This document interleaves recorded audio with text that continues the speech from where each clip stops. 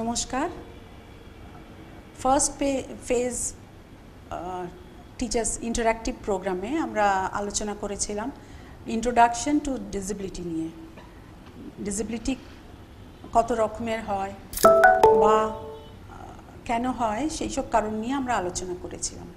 আজকে সেকেন্ড ফেজে আমরা আলোচনা করব understanding of the importance of অ্যাডাপ্টেশনস in inclusive education. একটা ক্লাসরুমে যেখানে কি ইনক্লুসিভ ক্লাসরুম, সেই ক্লাসরুমে অ্যাডাপ্টেশনটা আমরা কিভাবে ইমপ্লিমেন্ট করতে পারি বা কিভাবে টিচিং অ্যান্ড লার্নিংটাকে এফেক্টিভ করতে পারি, পড়ানো আর অ্যাট দ্য সেম টাইম যে স্টুডেন্টরা পড়ছে, যে ছাত্রছাত্রীরা পড়ছে, তারা পড়াটাকে কিভাবে সুন্দরভাবে গ্রহণ করতে পারে সেটা নিয়ে আলোচনা করব। আমরা যে কোনো ক্লাসে যাই, একটা যে কোনো ক্লাসের পরিস্থিতি আপনি চিন্তা করুন, কি ওখানে ইউনিকনেস পাই যেটা সব থেকে আলাদা। প্রত্যেকটা স্টুডেন্ট দেখবেন আপনি আলাদা, যে কোনো স্টুডেন্ট আপনি দেখুন সে কিন্তু অন্য আরেকটা স্টুডেন্ট থেকে কোনো না কোনোভাবে আলাদা। প্রত্যেকটা টিচার আলাদা, টিচারের পড়ানোর স্টাইল আলাদা, টিচারের স্টুডেন্টের সঙ্গে ইন্টারঅ্যাক্ট করার স্টাইল আলাদা, টিচার আর স্টুডেন্টের মধ্যে যে রিলেশনশিপ রয়েছে সেটা আলাদা। প্রত্যেকটা ক্লাসরুম আলাদা, সেম সেট আমরা আরেকটা ক্লাসে পেতে পারি না। প্রত্যেকটা ক্লাসরুম তার এনভায়রনমেন্ট একদম আলাদা। আর স্টুডেন্ট টিচার রিলেশনশিপ, একটা টিচার শিক্ষক তার স্টুডেন্টের সঙ্গে কিভাবে ইন্টারাক্ট করছে, কিভাবে তার বন্ডিং হচ্ছে with each and every student, সেটা কিন্তু আলাদা। সেই জন্য আমরা একটা ক্লাসরুম সেটিং পুরোপুরি যে আরেকটা ক্লাসরুম সেটিংয়ের মতন বা একেবারে এক, সেটা কিন্তু বলা যায় না। কেননা এই ক্লাসরুম সেটিং শুধু আলাদা নয়, টিচার স্টুডেন্ট আলাদা নয়, আমরা প্রত্যেকে আলাদা। প্রত্যেকের মধ্যে কিছু ইউনিক কোয়ালিটিস আছে যেটা আমাদের প্রত্যেককে একজনের থেকে অন্যজনকে আলাদা করছে। এখন আমরা অনেক দূর এগিয়ে এসেছি। 1995-এ আপনারা দেখবেন কিছু গভর্নমেন্ট লেজিসলেশনস হয়েছে, যেমন 1995-এ পারসনস উইথ ডিসেবিলিটি অ্যাক্ট হয়েছিল, ন্যাশনাল ট্রাস্ট অ্যাক্ট হয়েছিল যে স্পেশাল নিড বাচ্চাদের নিয়ে 1999-এ। তারপরে রাইট টু এডুকেশন অ্যাক্ট 2009-এ এলো, যেখানে বলা হলো যে প্রত্যেকটা বাচ্চার এডুকেশন পাওয়ার একটা মৌলিক অধিকার আছে। এরপর আমরা দেখছি 2016-এ এলো rights of persons with disability act. 2020-তে ন্যাশনাল এডুকেশন পলিসি এলো। এখানেও আমাদের প্রত্যেকটা বাচ্চার পড়াশোনার জন্য অনেক কিছু ফ্লেক্সিবিলিটি প্ল্যান করা হয়েছে, একটা পলিসি হয়ে গেছে। তো গভর্নমেন্ট লেজিসলেশনসে আমরা দেখছি কিভাবে ধাপে ধাপে আমরা এগোচ্ছি, আর প্রত্যেকটা বাচ্চা, প্রত্যেকটা স্টুডেন্ট, প্রত্যেকটা লার্নার এগিয়ে যাচ্ছে, তাকে সুযোগ সুবিধেগুলো করে দেওয়া হচ্ছে। কিন্তু এগুলো গভর্নমেন্ট লেজিসলেশনস, যেগুলো সরকারের দিক থেকে আমাদের সুযোগ সুবিধেগুলো করে দেওয়া হয়েছে, পলিসিগুলো করা হয়েছে, আমরা কি সত্যি সেই সুযোগগুলো পাচ্ছি? আসুন আমরা দেখি journey of education of children with disabilities.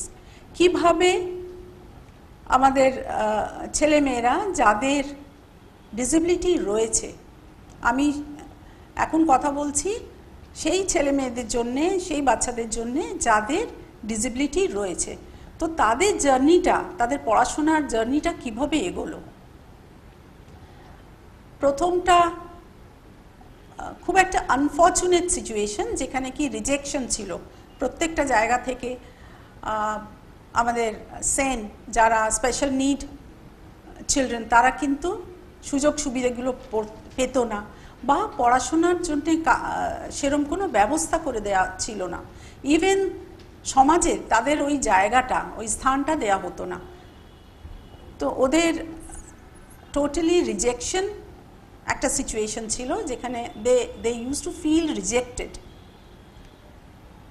পড়াশোনার জায়গায় জার্নি অফ এডুকেশনে এরপর এলো স্পেশাল স্কুলস, যেখানে স্পেশাল বাচ্চাদের জন্যে আলাদা স্কুলস করা হলো, যে স্কুলে থেরাপি দেয়া হলো, সুযোগ সুবিধাগুলো দেয়া হলো। আর বিশেষ চাহিদা সম্পন্ন যে বাচ্চারা, তাদের কি চাহিদা, তাদের পড়াশোনার উদ্দেশ্য কি, বা তাদের মেন স্ট্রিম স্কুল বা মেন স্ট্রিম সমাজে তাদের একটা জায়গা করে দেওয়ার জন্যে তাদের শিক্ষণ পদ্ধতিটা আলাদা করে স্পেশাল স্কুলস করা হলো, যেখানে স্পেশাল নিড বাচ্চারা যেতে পারত আর পড়াশোনা করতে পারে। এরপরে এসেছে ইন্টিগ্রেটেড এডুকেশন, যেখানে কি একটা মেন স্ট্রিম স্কুল, একটা normal school, so call normal school, সেখানে স্পেশাল নিড বাচ্চাদের একটা জায়গা করে দেওয়া হলো, সেখানে ইন্টিগ্রেট করা হলো, ওদের এই সুযোগটা দেওয়া হলো যাতে মেন স্ট্রিম স্কুলে, যে কোনো রেগুলার স্কুলে এই বাচ্চারাও, যারা স্পেশাল নিড বাচ্চা, বিশেষ চাহিদা সম্পন্ন বাচ্চা, তারাও গিয়ে পড়াশোনা করতে পারে। পড়াশোনাটা কিন্তু পুরোটাই একসঙ্গে হতো না, এটা আলাদা করে কিছু কিছু জায়গা, কিছু কিছু বিষয় যেগুলো ওরা একসঙ্গে পড়াশোনা করতে পারত, তাদের সঙ্গে পড়াশোনাটা করানো হলো ইন্টিগ্রেটেড এডুকেশন। এরপর রিসোর্স এডুকেশনের ব্যবস্থা নেওয়া হলো, যেখানে আলাদা করে রিসোর্স টিচারের ব্যবস্থা করা হলো, আলাদা একটা এমন ব্যবস্থা করা হলো যেটাতে স্পেশাল নিড বাচ্চাদের যা চাহিদা সেগুলো আলাদা করে পূরণ করা হতো। এখন আমরা যেটা রয়েছি, আমরা এখন ইনক্লুশনের ফিল্ডে রয়েছি। আমরা একটা এমন সময় রয়েছি যেখানে ইনক্লুশন ইজ দ্য মান্ত্র। আমরা সবাই সমন্বিত শিক্ষার কথা বলছি। তো ইনক্লুসিভ এডুকেশন এমন একটা জায়গা, এমন একটা পরিধি, যেখানে স্পেশাল নিড বাচ্চা আর সো কল নর্মাল বাচ্চা, যাদের ডিসেবিলিটি নেই, নন ডিসেবল বাচ্চা, ছেলেমেয়েরা একসঙ্গে এক ক্লাসে বসে পড়াশোনা করতে পারে, শিক্ষা নিতে পারে। এর থেকেও এগিয়ে আমরা গেছি। প্যান্ডামিকের সময় আমরা দেখেছি আমাদের স্পেশাল নিড বাচ্চারাও অনলাইন ক্লাসেস করেছে। আমরা ব্লেন্ডেড মোড অফ লার্নিংও চিন্তা করছি, কিছুটা পড়াশোনা অনলাইন আর কিছুটা তার ফিজিক্যাল সেটিংসে করা। আমাদের স্পেশাল নিড বাচ্চারা, ছেলেমেয়েরা অনেকটাই এগিয়ে গেছে, তাদের হায়ার এডুকেশনের জন্যেও আমরা ভাবনা চিন্তা করছি, বা অনেকেই, অনেক ছেলেমেয়েরা জাস্ট ইনক্লুসিভ এডুকেশন বা স্পেশাল এডুকেশন অবধি থেমে যায়নি, তারা কিন্তু হায়ার এডুকেশনে চলে গেছে, আর হায়ার এডুকেশন নিচ্ছে নন ডিসেবল স্টুডেন্ট বা ছেলেমেয়েদের সঙ্গে। জার্নি ওয়াজ নট ইজি, কিন্তু এই লেজিসলেশনগুলো, যে পলিসি, গভর্নমেন্টের পলিসি হয়েছে, বা সমাজের যে ব্যবস্থা, আস্তে আস্তে আমরা দেখতে পাচ্ছি সমাজের ব্যবস্থাতেও পরিবর্তন হচ্ছে। তো আস্তে আস্তে আমরা হায়ার এডুকেশনের দিকে এগোচ্ছি, যেখানে যে ছেলেমেয়েরা নন ডিসেবল, তারা যদি হায়ার এডুকেশন করতে পারে, তাদের ওই সুযোগ সুবিধাগুলো সমাজ দিচ্ছে। আমরা ইনক্লুসিভ ওয়ার্ল্ডে এখন অনেক টার্মস দেখতে পাচ্ছি, শুনতে পাচ্ছি, বা অনেক সময় অনেক টার্মসগুলো কয়েন্ট করা হচ্ছে, যেমন accommodation, holistic education, full equity and inclusion, flexibility, creativity, critical thinking, differentiated instructions, extensive use of technology, life skills, etc. এই টার্মসগুলো কি, বা কিভাবে আমাদের স্পেশাল নিড বাচ্চাদের ক্ষেত্রে অ্যাপ্লিকেবল, সেটাও আমরা দেখে নেব। শুধু স্পেশাল নিড বাচ্চার ক্ষেত্রে নয়, আমরা এটা দেখব যে ইনক্লুসিভ সেটআপে একটা ইনক্লুসিভ ক্লাসরুম, যেখানে ডিসেবল বাচ্চারাও রয়েছে আর নন ডিসেবল বাচ্চারাও রয়েছে, তাদের মধ্যে এই টার্মসগুলো কিভাবে অ্যাপ্লিকেবল, বা কিভাবে আমরা এই টার্মসগুলো কাজে লাগাতে পারি আর শিক্ষাটাকে আরও উন্নত মানের করতে পারি। আমরা এর আগেও একবার কথা বলেছি যে আমরা প্রত্যেকে ইউনিক। এখানে থাম্ব ইমপ্রেশনগুলো নেওয়া হয়েছে, দিস ইজ ভেরি মিনিংফুল। আমরা বলি যে প্রত্যেকটা লার্নার ইউনিক, একজনের থাম ইমপ্রেশনের সঙ্গে আরেকজনের থাম ইমপ্রেশন মেলে না। ঠিক সেরকমই একটা লার্নারের সঙ্গে তার পুরো ক্যারেক্টারিস্টিক্স, পুরো ক্যাপাবিলিটি অন্য কোনো স্টুডেন্টের সঙ্গে, অন্য কোনো লার্নারের সঙ্গে মিলতে পারে না। সেই জন্য আমরা এটা বলি যে each and every learner is unique, each and every student is unique. আরেকটা কোশ্চেন আমাদের মাথায় আসে তখন, are all learners different? Yes, they are all different. আমরা একটা ক্লাসে যখন দেখি যে একটা পার্টিকুলার এজ রেঞ্জে বাচ্চাদের, যেমন 5 থেকে 6 বছরের বাচ্চা যদি ক্লাস 1 বা ক্লাস 2তে পড়ছে, সবাই হয়তো ওই একই বয়সের আয়ত্তে পড়ছে, 5 থেকে 6 বছর বয়স, কিন্তু তার মধ্যেও প্রত্যেকের ক্যারেক্টারিস্টিক্স আলাদা, প্রত্যেকের লার্নিং স্টাইল আলাদা, প্রত্যেকের গ্রাস্প করার ক্ষমতা বা টিচার যেটা পড়িয়ে গেছেন সেটা কিন্তু গ্রাস্প করা বা কতটা বুঝতে পারে সেটা আলাদা, তারা কিভাবে এক্সপ্রেস করছে, কতটা পড়া বুঝেছে, সেটাকে যখন পড়াটা ধরা হয় তখনও সেটা কিন্তু আলাদাভাবে প্রত্যেকটা লার্নার বা প্রত্যেকটা ছাত্রছাত্রী এক্সপ্রেস করে নিজেকে। আমরা এটা জানি যে প্রত্যেকের আমাদের লার্নিং স্টাইলস আলাদা, কেননা প্রত্যেকে আমাদের যে সেন্সরি অর্গানসগুলো রয়েছে সেই আলাদা আলাদা সেন্সরি অর্গানসগুলো ইউজ করে আমরা যে কোনো শিক্ষাটা নিই বা শিখি।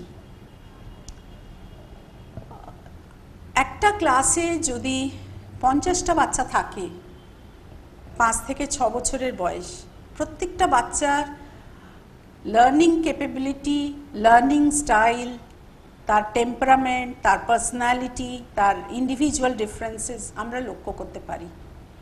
কেউ হয়তো নেচার স্মার্ট, যে কি তার আশেপাশে পরিবেশকে খুব ভালোবাসে, পরিবেশ থেকে শেখে।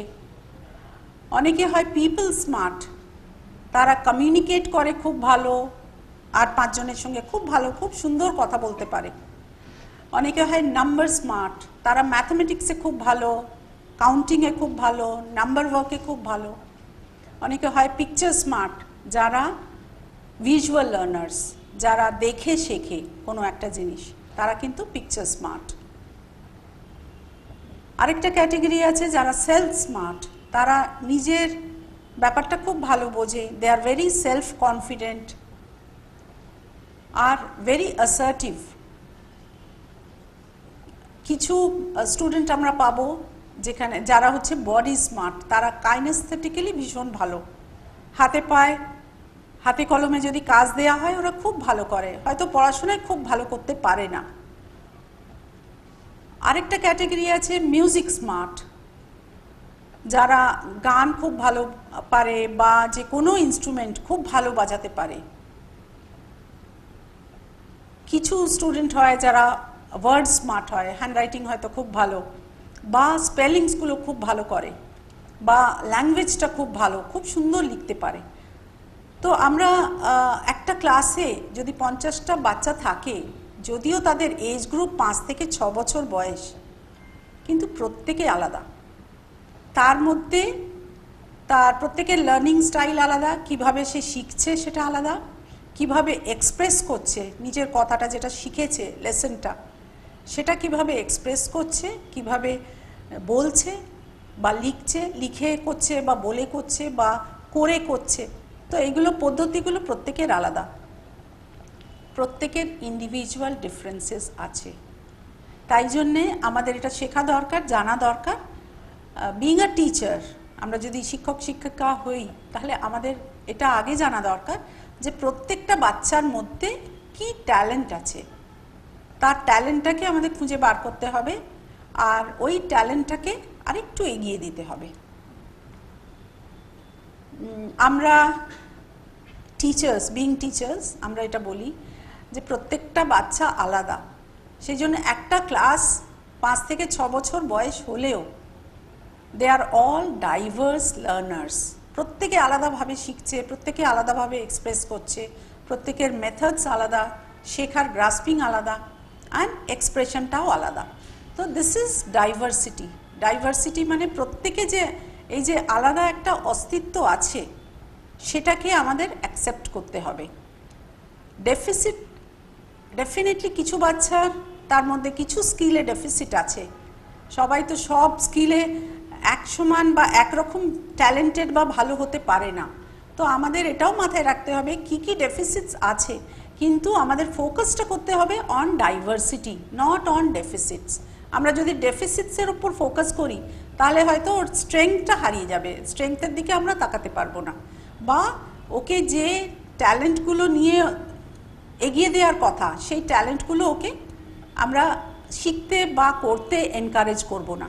সেই জন্যে আমাদের স্ট্রেংথটা আগে দেখা দরকার। প্রত্যেকটা বাচ্চা, প্রত্যেকটা লার্নারের কি স্ট্রেংথ আছে, কোনটাতে ভালো, সে গান ভালো গায় বা সে নাচে ভালো বা ম্যাথসে ভালো বা লেখে খুব সুন্দর, সেইগুলো আমাদের খুঁজে বার করতে হবে। এই ডাইভার্সিটিটা আমাদের মাথায় রাখতে হবে। আর আমরা যদি মনে করি যে প্রত্যেকটা বাচ্চা একরকম, এক সমান বা এক লেভেলের হবে, এই হোমোজিনাস গ্রুপটা আমরা কিন্তু পেতে পারবো না, আর এটা সম্ভব নয়।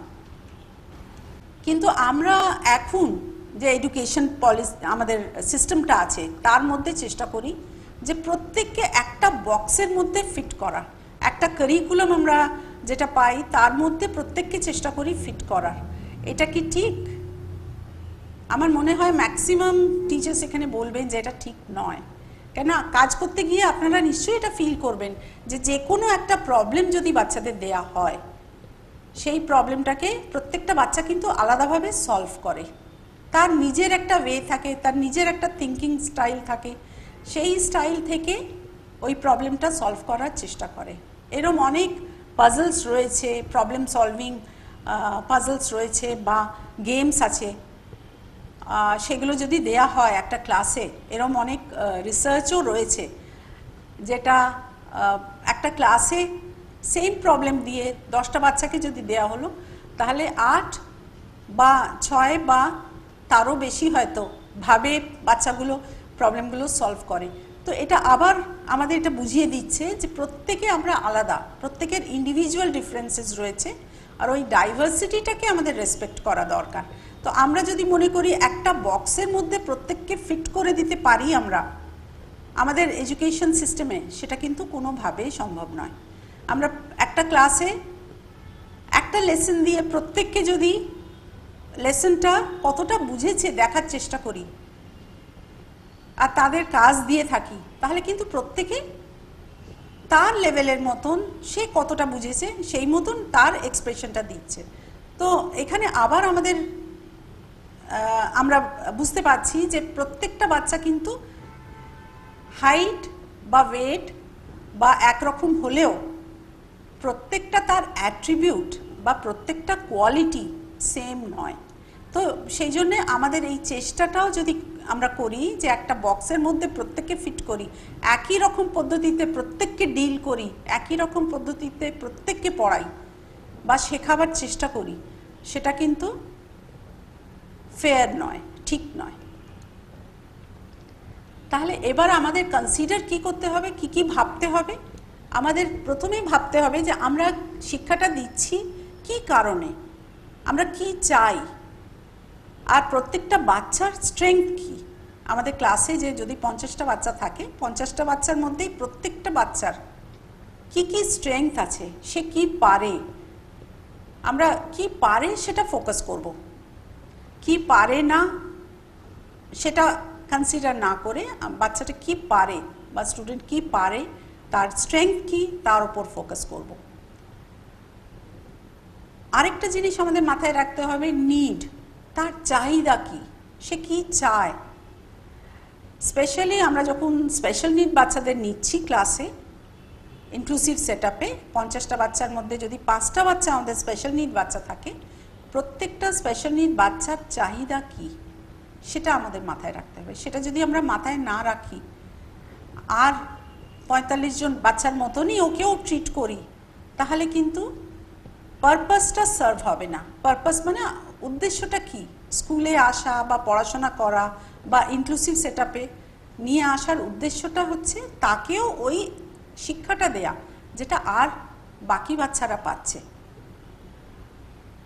হয়তো আশা হবে স্পেশাল স্কুলে বা ইনক্লুসিভ সেটআপে বসতে পারবে ওই বাচ্চাটা, স্পেশাল নিড বাচ্চা যাকে আমরা নিয়ে এসেছি, কিন্তু সে হয়তো সেরকম কিছুই শিখবে না।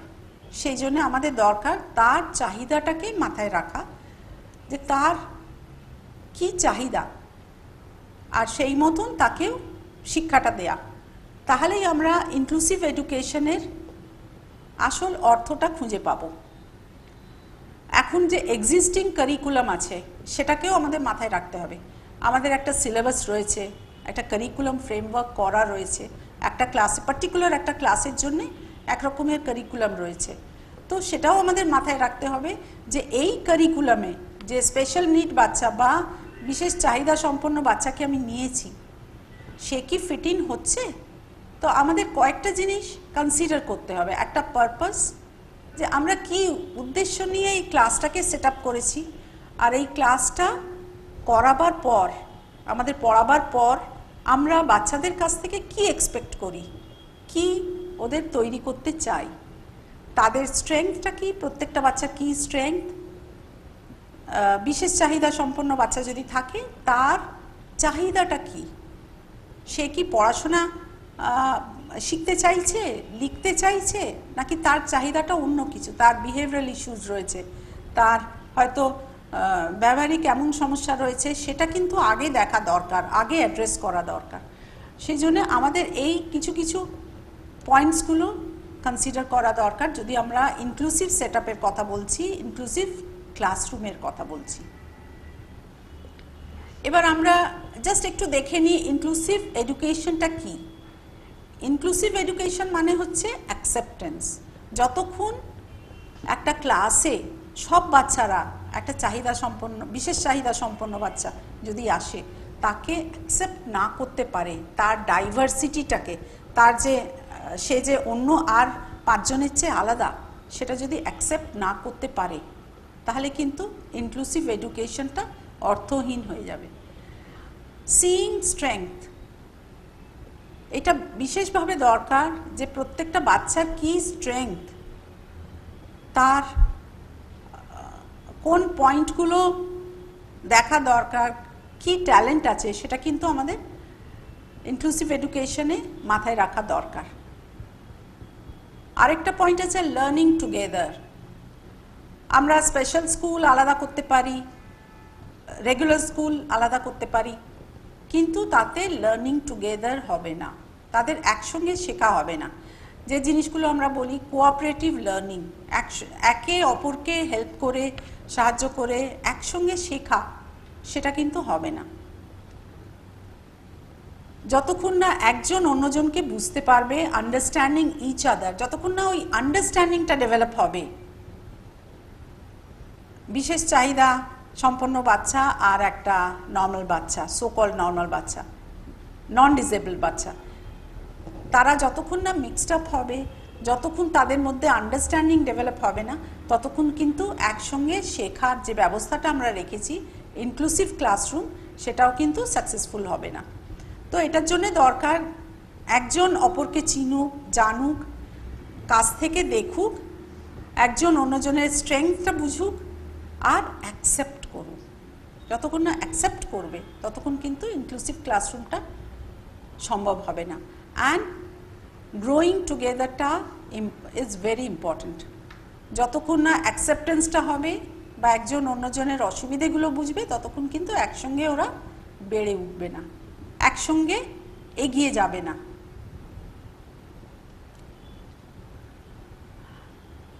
আমরা এবার দেখে নিই টিচার্স পার্সপেক্টিভ কি হওয়া উচিত। একটা ক্লাসরুম যদি ইনক্লুসিভ সেটআপে আমরা একটা ক্লাসরুম প্ল্যান করছি, যেখানে কিছু বিশেষ চাহিদা সম্পন্ন বাচ্চা আছে আর বাকিরা নন ডিসেবল বাচ্চা আছে, তখন আমাদের বিইং এ টিচার আমরা কি পার্সপেক্টিভ নেব, কি আমাদের চিন্তাধারাটা থাকবে। প্রথম পয়েন্ট হচ্ছে আমাদের ভাবতে হবে, ক্লাস নেওয়ার আগে আমাদের ভাবতে হবে হোয়াট টু টিচ, আমরা কি পড়াতে যাচ্ছি, কোন ক্লাসটা আমরা নিচ্ছি, কোন সাবজেক্টের উপর ক্লাস নিচ্ছি, বা কি সাবজেক্ট ম্যাটারটা আমাদের কি। আর সেটাতে আমাদের দরকার মাল্টিপল মিনস অফ ইনপুট। আমরা কিভাবে পড়াবো সেটা মাল্টিপল মিনস দরকার। জাস্ট বলে চক অ্যান্ড বোর্ড মেথড সেটা কিন্তু অ্যাপ্লিকেবল হবে না, বা আমরা হয়তো বলে যাচ্ছি, বাচ্চারা শুনছে, ছাত্রছাত্রীরা শুনছে, সেটা কিন্তু খুব একটা অ্যাপ্লিকেবল হবে না, আর পড়ানোটাও খুব একটা এফেক্টিভ হবে না। যারা হয়তো অডিটরি লার্নার, যারা কানে শুনে মনে রাখতে পারছে, তারা কিন্তু শুনবে, বুঝবে কিনা সেটা আমরা এনশিওর করতে পারবো না। Second point is plan. We need to plan it. প্রথম হচ্ছে আমরা একটা ভাবনা চিন্তা রাখবো যে কীরমভাবে আমরা ক্লাসটা ম্যানেজ করব বা কি পড়াবো। Second point is plan. আমাদের প্ল্যানিং করতে হবে, প্রপার প্ল্যানিং হওয়া দরকার যে কিভাবে আমরা পড়াবো, হাউ টু টিচ। এটাতেও যেমন আমরা ইনপুটটা বলছিলাম, যখন কি পড়াবো, কিভাবে পড়াবো, সেখানে বলছিলাম মাল্টিপল মিনস অফ ইনপুট। এখানেও আমরা মাল্টিপল মিনস অফ মেথডস করব। জাস্ট একবার বই খুলে বইটা রিড করিয়ে পড়িয়ে দিলাম তো সব বাচ্চারা বুঝে গেল, তা কিন্তু নয়। এখন অনেক জায়গায় প্রজেক্ট মেথড ইউজ করা হয়, জন ডিভিউর মেথড, প্রজেক্ট মেথড ইউজ করা হয়। কিছু করে শেখে বাচ্চারা, বা এমন একটা চ্যাপ্টার নেওয়া হলো, এমন একটা টেক্সট পড়াতে হবে যেখানে বাচ্চারা একটা গাছের বিষয়ে জানবে, বা তার কি ফল সেগুলো জানবে, বা ফুল কি হয় জানবে, বা 5 রকম ফুল বা ফলের বিষয়ে জানবে। তখন তাকে জাস্ট বইতে পড়িয়ে দিলে সে কিন্তু মনে রাখতে পারবে না, বা বুঝতেও না পারতে পারে। হয়তো সেই সময় বুঝলো, কিন্তু আর তারপরেই ভুলে যাবে। সেই জন্য সেটা দরকার যে তাকে প্রজেক্ট মেথডে শেখানো, তাকে ন্যাচারাল এনভায়রনমেন্টে সেটিংসে নিয়ে গিয়ে, বাগানে নিয়ে গিয়ে যদি ওগুলো দেখানো হয়, সে টাচ করতে পারে, ফিল করতে পারে পাতা, বা ফুলটা দেখতে পারে, শুকতে পারে, তাহলে কিন্তু ওর অনেকক্ষণ অবধি মনে থাকবে, হয়তো সারা জীবনই মনে থাকবে। যেরকম একটা ফুল, সেটা এই রং হয়, বা এরম গন্ধ হয় তার, বা ফল তাকে কেটে যদি দেয়া হয়, সে টেস্ট করে বলতে পারবে যে এই ধরনের টেস্ট, আর সেটা মনে রাখতেও তার সুবিধে হবে। সেই জন্য হাউ টু টিচ যে প্রসেসটা যখন আমরা বলছি, তখন কিন্তু মাল্টিপল মিনস অফ মেথডস করতে হবে। তার সঙ্গেই আমরা এঙ্গেজমেন্টটাও চাইবো। এঙ্গেজমেন্ট মানে একটা ক্লাসে যে এতগুলো বাচ্চা রয়েছে পড়াশোনার জন্যে, 50টা বাচ্চা, আমরা রেশিও একটা 50টা ধরে নিচ্ছি, টিচার রয়েছেন একজন। তো টিচার যখন বাচ্চাদের পড়াচ্ছেন, তখন এটা এনশিওর করতে হবে যে প্রত্যেকটা বাচ্চা পার্টিসিপেট করুক, প্রত্যেকটা বাচ্চা এঙ্গেজড হোক। এই নয় যে একটা টিচার এসে পড়াচ্ছে ওয়ান সাইডেড, আমি পড়িয়ে লেকচার দিয়ে চলে গেলাম, বাচ্চারা বুঝলো কি না আমি বুঝতে পারলাম না, সেটা কিন্তু এফেক্টিভ টিচিং কোনোভাবেই সম্ভব নয়। আমরা যদি টিচিংটাকে সত্যি ভালোভাবে করাতে চাই, বা আমরা চাই যে আমরা যে পড়ানোটা পড়াচ্ছি সেটা বাচ্চারা খুব ভালোভাবে বুঝুক, সেটার জন্য দরকার হচ্ছে যে এটা মাথায় রাখা যে প্রত্যেকটা বাচ্চা তাতে পার্টিসিপেট করুক আমরা যেভাবে পড়াচ্ছি। যদি একটা জিওগ্রাফির কোনো চ্যাপ্টার হলো যেটা আমরা ক্লাসে পড়াতে চাইছি, ধরুন এশিয়ার ব্যাপারেই আমরা বলছি, তো জাস্ট টেক্সট বুক বই খুলে পড়ানো বা বোর্ডে কিছু লেখা থেকে ভালো হচ্ছে যদি আমরা একটা গ্লোব নিয়ে এসে ক্লাসে দেখাই, আর যে বিশেষ চাহিদা সম্পন্ন বাচ্চা তাকে বলি গ্লোবটা ধরুক, সে তারও একটা এঙ্গেজমেন্ট হলো, সে গ্লোবটা ধরছে, বা তাকে ওটা দেখিয়ে দেয়া যে কোন জায়গায় একটা কান্ট্রি আমরা খুঁজে বার করতে পারছি, বা ইন্ডিয়া কোথায় আছে তুমি খুঁজে বার করো এশিয়াতে। তো এই ধরনের এঙ্গেজমেন্টটা ভীষণ বেশি দরকার। এঙ্গেজমেন্ট যদি না থাকে, প্রত্যেকটা বাচ্চাকে যদি এঙ্গেজ না করা হয় পড়ানোর সময় একটা ক্লাসরুমে, তাহলে কিন্তু বাচ্চারা ইন্টারেস্ট হারিয়ে ফেলবে, আর পড়ানোটা কোনোভাবেই এফেক্টিভ হবে না। আমরা থার্ড পয়েন্টে আসছি, প্রোডাক্ট, মানে এন্ড রেজাল্টটা কি, আমরা যে আজকে পড়াচ্ছি বাচ্চাদের, সেটা কি চাই, আমাদের এক্সপেকটেশনটা কি, বা লাস্টে আমরা কি পেতে চাই, বা কেন এটা আমরা এই চ্যাপ্টারটা যে নিয়েছি কেন নিয়েছি, what should be hour expectation, আমরা কি চাই। আমরা চাই, যদি আমরা বলি জিওগ্রাফির এই চ্যাপ্টারটা নিয়েই আমরা বলি যে ওয়ার্ল্ডটা আমরা দেখাতে চাই, তার মধ্যে এশিয়া কোথায়, তার মধ্যে ইন্ডিয়া কোথায়, এইগুলো যদি বোঝাতে চাই বা বাচ্চাদের এটা দেখাতে চাই, শেখাতে চাই, তার সঙ্গে আমাদের এই চ্যাপ্টারের পর পড়ানোর পর আমাদের এক্সপেকটেশনটা হবে যে যে কোনো বাচ্চাকে, যদি ক্লাসের বাচ্চাকে পড়ানোর পর বলা হয় যে ওয়ার্ল্ডের ম্যাপটা দেখাও, ওয়ার্ল্ডে এশিয়া কোথায় আছে দেখাও, ইন্ডিয়া কোথায় আছে দেখাও, বা ইন্ডিয়ার ক্যাপিটাল কোথায় আছে দেখাও, তাহলে সে ওগুলো বলতে পারবে। তো সেটা কিভাবে বলতে পারবে সেটাও আমাদের এনশিওর করতে হবে। কিভাবে বলতে পারবে সেটার জন্য আলাদা আলাদা মাল্টিপল মিনস দিতে হবে, মানে আলাদা আলাদা ব্যবস্থা করতে হবে যে যেভাবে পারে। যেমন অনেকে ইন্ডিয়ার ম্যাপ হয়তো করছে, বা একটা শিট দেয়া হলো, তার মধ্যে ইন্ডিয়াকে কালার করে দিচ্ছে, বা সেখানে ইন্ডিয়ার ক্যাপিটাল সেটা লিখে দিচ্ছে, বা অন্য কেউ হয়তো মুখে জিজ্ঞেস করলে সেগুলো বলছে। তো প্রত্যেকের, যেটা আমরা আগেও কথা বলেছিলাম, ডাইভার্সিটি, প্রত্যেকের আলাদা আলাদা কমফর্ট জোন আছে, প্রত্যেকের কিভাবে সে প্রেজেন্ট করবে নিজেকে বা শেখা জিনিসটাকে কিভাবে জানাবে, সেটার জন্য আমাদের মাল্টিপল মেথডস দিতে হবে, আলাদা আলাদা বিভিন্নভাবে ওদের সুযোগ করে দিতে হবে, যাতে তারা তাদের আনসারগুলো বা তাদের যে শিখেছে লার্নিংটা সেটাকে আমাদের জানান। কেন এটা দরকার, লার্নিংটা ওরা হয়েছে কি না, লার্নিং ওরা পেয়েছে কি না বা শিখেছে কি না, সেটা আমাদের জানা ভীষণ দরকার বিং আ টিচার। আমরা আমাদের মাপকাঠিতে দেখি যে যদি বাচ্চা 30% পাচ্ছে 100-র মধ্যে, তাহলে পাস হয়ে গেছে, তার মানে চ্যাপ্টারটা পড়েছে বা আমরা যে জিনিসগুলো পড়াচ্ছিলাম সেগুলো বুঝেছে। সেটা কি ঠিক? আমার মনে হয় না। আমার মনে হয় না যে কোনো টিচারই এটা বলবেন যে সেটা ঠিক।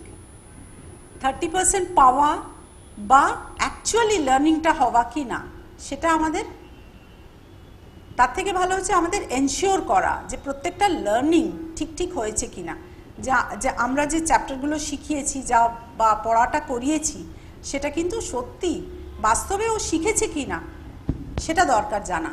আর যদি শেখাটা হয় তাহলে কিন্তু ওর লাইফে ওটা কার্যকারী করতে পারবে। লাইফে অন্য জায়গায়, যে কোনো জায়গায় ওকে যদি জিজ্ঞেস করা হয় যে এশিয়াতে ইন্ডিয়া কোথায় আছে, ও বলতে পারবে যে এশিয়াতে রয়েছে, বা ইন্ডিয়ার ক্যাপিটাল কি সেটাও ও বলতে পারবে। তো সেই জন্য লার্নিংটা এনশিওর করা খুব দরকার। আর লার্নিংয়ের জন্যও আমাদের দরকার প্রত্যেকটা স্টুডেন্ট, তার স্পেশালি যারা বিশেষ চাহিদা সম্পন্ন বাচ্চা যারা রয়েছে, তাদের লার্নিংটা সত্যি হয়েছে কি না সেটাও আমাদের জেনে নেওয়া দরকার। তো এবার আমরা খুব একটা ইম্পর্টেন্ট কথায় আসছি। আমরা এর আগে প্রত্যেককে বলতাম যে প্রত্যেককে সমান সুযোগ সুবিধে দেয়া দরকার, কিন্তু এখন আমরা বলি যে ইকুইটি দরকার, ইকুয়ালিটি নয়। মানে প্রত্যেককে সুযোগ সুবিধে নিশ্চয়ই দেয়া দরকার, কিন্তু যার যেটা দরকার তাকে সেইভাবে সুযোগ বা সুবিধে করে দেয়া দরকার। এবার আমরা কথা বলি যে ইনক্লুসিভ কিভাবে করব একটা ক্লাসরুমকে। একটা ক্লাসরুমের মধ্যে আমরা এর আগেও অনেকবার বললাম যে ডাইভার্সিটি রয়েছে, প্রত্যেকে আলাদা, প্রত্যেকের ইন্ডিভিজুয়াল ডিফারেন্সেস রয়েছে, প্রত্যেকটা বাচ্চার আলাদা স্ট্রেংথস উইকনেসেস আলাদা রয়েছে। ইনক্লুসিভ করতে হলে আমরা কিভাবে করব, ইনক্লুসিভটা করব কিভাবে? অনেক টিচাররাই এটা বলেন যে আমরা এতগুলো বাচ্চা, এত ডাইভার্স লার্নার্স, আমরা কিভাবে একসঙ্গে একটা ক্লাসে হ্যান্ডেল করব, বাচ্চাদের ম্যানেজ করব কিভাবে। আর স্পেশালি যখন আমরা বিশেষ চাহিদা সম্পন্ন বাচ্চাদের কথা বলি, তখন কিন্তু এটা আরও বড় চ্যালেঞ্জ হয়ে যায় অনেকের কাছে। আমরা এখানে কয়েকটা ডিসেবিলিটি নিয়ে কথা বলছি, যেমন হিয়ারিং ইম্পেয়ারমেন্ট যদি রয়েছে কোনো বাচ্চা, ভিজুয়াল ইম্পেয়ারমেন্ট, লার্নিং ডিসেবিলিটি আছে, ইন্টেলেকচুয়াল ডিসেবিলিটিস আছে, মাল্টিপল ডিসেবিলিটিস যাদের একটার বেশি ডিসেবিলিটি রয়েছে, অ্যাটেনশন ডেফিসিট আছে, বা হাইপার অ্যাক্টিভ ডিসঅর্ডার রয়েছে, বা অন্য কোনো ডিসেবিলিটি রয়েছে। কেননা আমরা এটা ডিসকাস করলাম যে এখন রাইট টু এডুকেশনে প্রত্যেকটা বাচ্চার এটা মৌলিক অধিকার। It's a fundamental, education is a fundamental right. প্রত্যেকটা বাচ্চার এটা অধিকার যে সে স্কুলে গিয়ে ক্লাসে গিয়ে পড়বে, আর সেও ওই শিক্ষা পাওয়ার অধিকার যেটা কি আর 5 জন বাচ্চা পাচ্ছে। তো ওটার থেকে আমরা একটা স্পেশাল নিড বাচ্চা, বিশেষ চাহিদা সম্পন্ন বাচ্চাকে বঞ্চিত করতে পারি না কোনোভাবে। তো রাইট টু এডুকেশনে আমরা কোনো বাচ্চাকে না করতে পারবো না, সে যদি স্কুলে আসতে চায়, সে ভর্তি হতে চায়। তো এবার যদি বিশেষ চাহিদা সম্পন্ন বাচ্চার এই ডিসেবিলিটিগুলো থাকে, তাহলে আমরা ক্লাসরুম সেটিংয়ে, একটা ইনক্লুসিভ সেটিংয়ে, ইনক্লুসিভ ক্লাসরুমে কিভাবে তাদের বসাতে পারবো। আর শুধু বসা নয়, আমরা চাই যে প্রত্যেকটা বাচ্চা শিখুক, প্রত্যেকটা বাচ্চা এঙ্গেজড হোক। যে টিচিং লার্নিংটা হচ্ছে, টিচিং লার্নিং প্রসেস যেটা পড়ানো হচ্ছে বা যেটাতে বাচ্চারা শিখছে, সেটাতে কিন্তু এঙ্গেজড হোক, পার্টিসিপেট করুক, ইনভলভ হোক।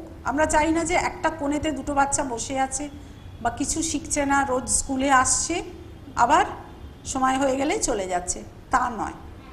সেই বাচ্চাটাও আর 5 জনের বাচ্চার মতনই শিখুক, স্কুলে আসা, ক্লাসে আসাটাকে এনজয় করুক। স্কুলে আসা আমাদের বাচ্চার, প্রত্যেকটা বাচ্চার খুব আনন্দর ব্যাপার তাদের কাছে, যে বন্ধু বান্ধব থাকছে, আমরা টিফিন শেয়ার করছি, ক্লাসে একসঙ্গে বসছি, খেলাধুলো করছি। স্কুলের মাঠ একটা বিশাল ব্যাপার ওদের কাছে। আর স্পেশালি দেখবেন বেশিরভাগই আমাদের বাচ্চারা যদি স্কুলটা খুব ভালো লাগে, কখনোই স্কুলটা মিস করতে চায় না। তো আমরা চাই যে স্পেশাল নিড বাচ্চা, যারা বিশেষ চাহিদা সম্পন্ন বাচ্চা, তারাও কিন্তু স্কুলে আসতে ভালোবাসুক আর স্কুলটাকে এনজয় করুক আসা, আর টিচিং লার্নিংটাকে এনজয় করুক। শুধু এনজয়মেন্ট নয়, তার সঙ্গে আমরা এটাও চাই যে স্কুলে যে আসছে ওটা কোয়ালিটি টাইম স্পেন্ড করুক।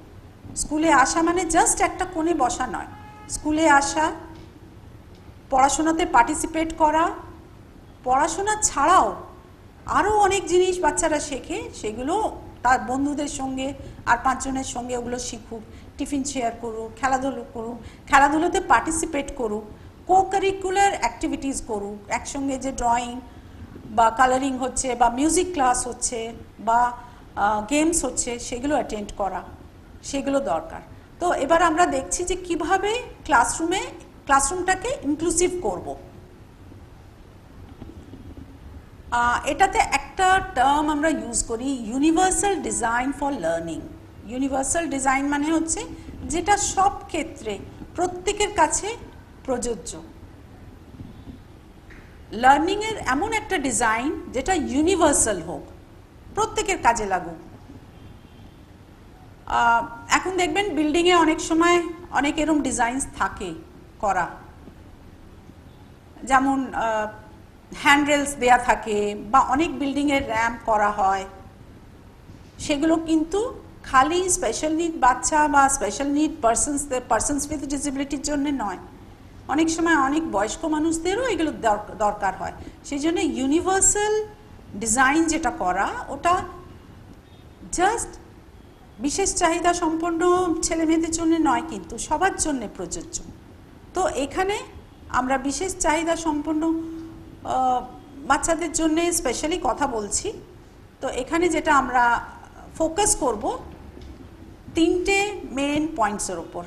ফার্স্টটা হচ্ছে কন্টেন্ট, আমরা কি পড়াতে যাচ্ছি। যখন একটা ক্লাসরুম, একটা ইনক্লুসিভ সেটআপ রয়েছে বা একটা ইনক্লুসিভ ক্লাসরুম রয়েছে, সেখানে কন্টেন্টটা কি, আমরা কি পড়াতে যাচ্ছি, সেটা প্রসেস, কিভাবে পড়াবো, কোন জায়গায় পড়াবো, কিভাবে পড়াবো, অ্যান্ড থার্ড প্রোডাক্ট মানে হচ্ছে এন্ড রেজাল্ট। তো ইউনিভার্সাল ডিজাইন আমরা যদি করি, মানে একটা ক্লাসরুমে এমন একটা মেথড আমরা ইউজ করলাম যেটাতে সবাইকে এঙ্গেজ করা গেল। কি ধরনের মেথড হতে পারে, যেমন খেলাধুলোর ক্লাসে খুব বেশি এই মেথডগুলো কাজে লাগানো হয়। খেলাধুলোর মেথডে হয়, খেলাধুলোর ক্লাসে সিম্পল রুলস যেগুলো দেয়া হয়, বা খেলাধুলো যেগুলো একটা গেম, রুমাল চোর বা এই ধরনের একটা খুব সিম্পল গেম দেওয়া হলো, যেখানে প্রত্যেকে ইনভলভ হচ্ছে, প্রত্যেকে এঙ্গেজড হচ্ছে। কিন্তু আমরা যখন পড়াশোনার কথা বলছি, একটা ক্লাসরুম টিচিংয়ের কথা বলছি, তখন টিচিংটাকে আমাদের ইন্টারেস্টিং করে তুলতে হবে, যাতে প্রত্যেকে এঙ্গেজড হোক, প্রত্যেকে পার্টিসিপেট করার চেষ্টা করুক আর প্রত্যেককে আমরা ইনভলভ করতে পারি। এবার এই যে তিনটে পয়েন্ট যেগুলো আমরা ভাবনা চিন্তা করছি, কন্টেন্ট নিয়ে, প্রসেস নিয়ে, আর কি পড়াতে চাইছি বা আলটিমেটলি বাচ্চাটা কি শিখবে সেটা নিয়ে, সেটাতেও আমরা মাল্টিপল মিনস ইউজ করব। জাস্ট একটা মেথডে নয় যে একটা মেথডে ব্ল্যাকবোর্ডে কিছু লিখে দিলাম বা একটা টেক্সট বুক থেকে রিড আউট করলাম, সব বাচ্চারা শুনলো বা সবাইকে ওটা দিয়ে লেসন দিলাম, সেটা কিন্তু কার্যকারী হয় না। সেই জন্যে, কেননা আমরা এটাও আগে বলেছি যে প্রত্যেকের লার্নিং স্টাইল আলাদা, প্রত্যেকে আলাদাভাবে শেখে।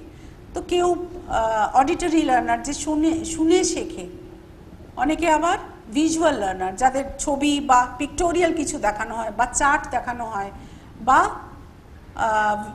অডিও ভিজুয়াল দেখানো হলে তারা কিন্তু ইন্টারেস্ট পায় আর তারা লেসনটাকে খুব তাড়াতাড়ি খুব ভালোভাবে শেখে। তো এবার যদি আমরা ইউডিএল এর কথা বলি, ইউনিভার্সাল ডিজাইন ফর লার্নিং, সেটার জন্য আমরা করব যে একটা লেসন সেটাকে কিন্তু বিভিন্ন মেথডে, বিভিন্ন মাল্টিপল মিনসে, বিভিন্ন মেথডে, বিভিন্নভাবে বাচ্চাদের কাছে নিয়ে যাব। যেমন একটা যদি চ্যাপ্টার পড়াতে হয় আমাদের, অ্যানিমালসের ওপর কোনো চ্যাপ্টার যদি পড়ালাম, ক্লাসে ওটা বইতে পড়ানো হলো, তারপর অডিও ভিজুয়ালে ওটা দেখানো হলো, কে কোন অ্যানিমাল কিভাবে ডাকে সেটা বলা হলো, বা জঙ্গল সাফারি একটা দেখানো হলো, তাতে যে অ্যানিমালগুলো নিয়ে আমরা কথা বলছিলাম সেগুলো দেখলো, তাদের হ্যাবিটেট কি, কিভাবে থাকে, কি খায়, সেগুলো দেখানো হলো অডিও ভিজুয়ালে। আর তাছাড়া আমরা বাচ্চাদের কিছু করতে বললাম, প্রজেক্ট করতে বললাম অ্যানিমালস নিয়ে বা জঙ্গল নিয়ে, তো তাতে অ্যানিমালসগুলো ছবি আঁকলো বা মডেল কিছু করলো। তো এটা ভেরিয়াস মিনস হলো, মানে আমরা আলাদা আলাদাভাবে বাচ্চাদের শেখালাম আর বাচ্চাদেরও আলাদা আলাদাভাবে ওটা প্রেজেন্ট করতে বললাম, যাতে বাচ্চারা কতটা শিখেছে সেটাও আমরা বুঝতে পারলাম। সেটা আমাদের জন্য সহজ হয়ে গেল জানা যে বাচ্চাটা কতটা শিখেছে। অনেক সময় এরকম মাল্টিপল মিনস দেয়া হয় যাদের এক্সপ্রেশনের জন্য বা অ্যাকশনের জন্যে।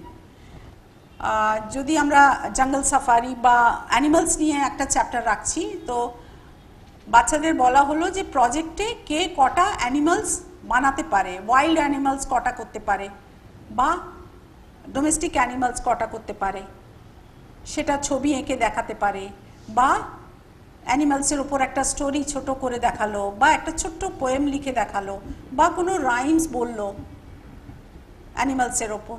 তো এইভাবে তাদের এক্সপ্রেশনগুলোও আলাদা হবে, সে বুঝতে পেরেছে কি না সেটাও আমরা বুঝতে পারবো যদি তাদের এক্সপ্রেশন আর অ্যাকশনগুলোকে আমরা সেইভাবে দেখি। সেই জন্যে ইউনিভার্সাল ডিজাইন এখন যেটা ব্যবহার করা হয় বিভিন্ন স্কুলে, বিভিন্ন ক্লাসে যেখানে ইনক্লুসিভ সেটআপ আছে, আর তার সঙ্গে ডিফারেন্সিয়েটেড ইনস্ট্রাকশন দেয়া হয়। আমরা ইউনিভার্সাল ডিজাইন বললাম যেটা পুরো ক্লাসের জন্যে আলাদা দেয়া হচ্ছে, কেননা প্রত্যেকের লার্নিং স্টাইল আলাদা, প্রত্যেকের আলাদা আলাদা গ্রাসপিং ক্যাপাসিটি আছে, এবিলিটি আছে আলাদা। তার সঙ্গে আমরা ডিফারেন্সিয়েটেড ইনস্ট্রাকশন দেব। ডিফারেন্সিয়েটেড ইনস্ট্রাকশন মানে একটা ক্লাসে হয়তো আমরা ইউনিভার্সাল ডিজাইন যেটা ইউজ করলাম সেটা প্রত্যেকের ক্ষেত্রে হয়তো প্রযোজ্য হলো, কিন্তু কিছু যে খুব কম যে বাচ্চারা বিশেষ চাহিদা সম্পন্ন আছে তাদের জন্যে হয়তো আরেকটু স্পেসিফিক ডিফারেন্সিয়েটেড ইনস্ট্রাকশন দরকার। যেমন সে কি করবে তাকে বুঝিয়ে দেয়া দরকার বা আলাদা করে ইনস্ট্রাকশন দেয়া দরকার।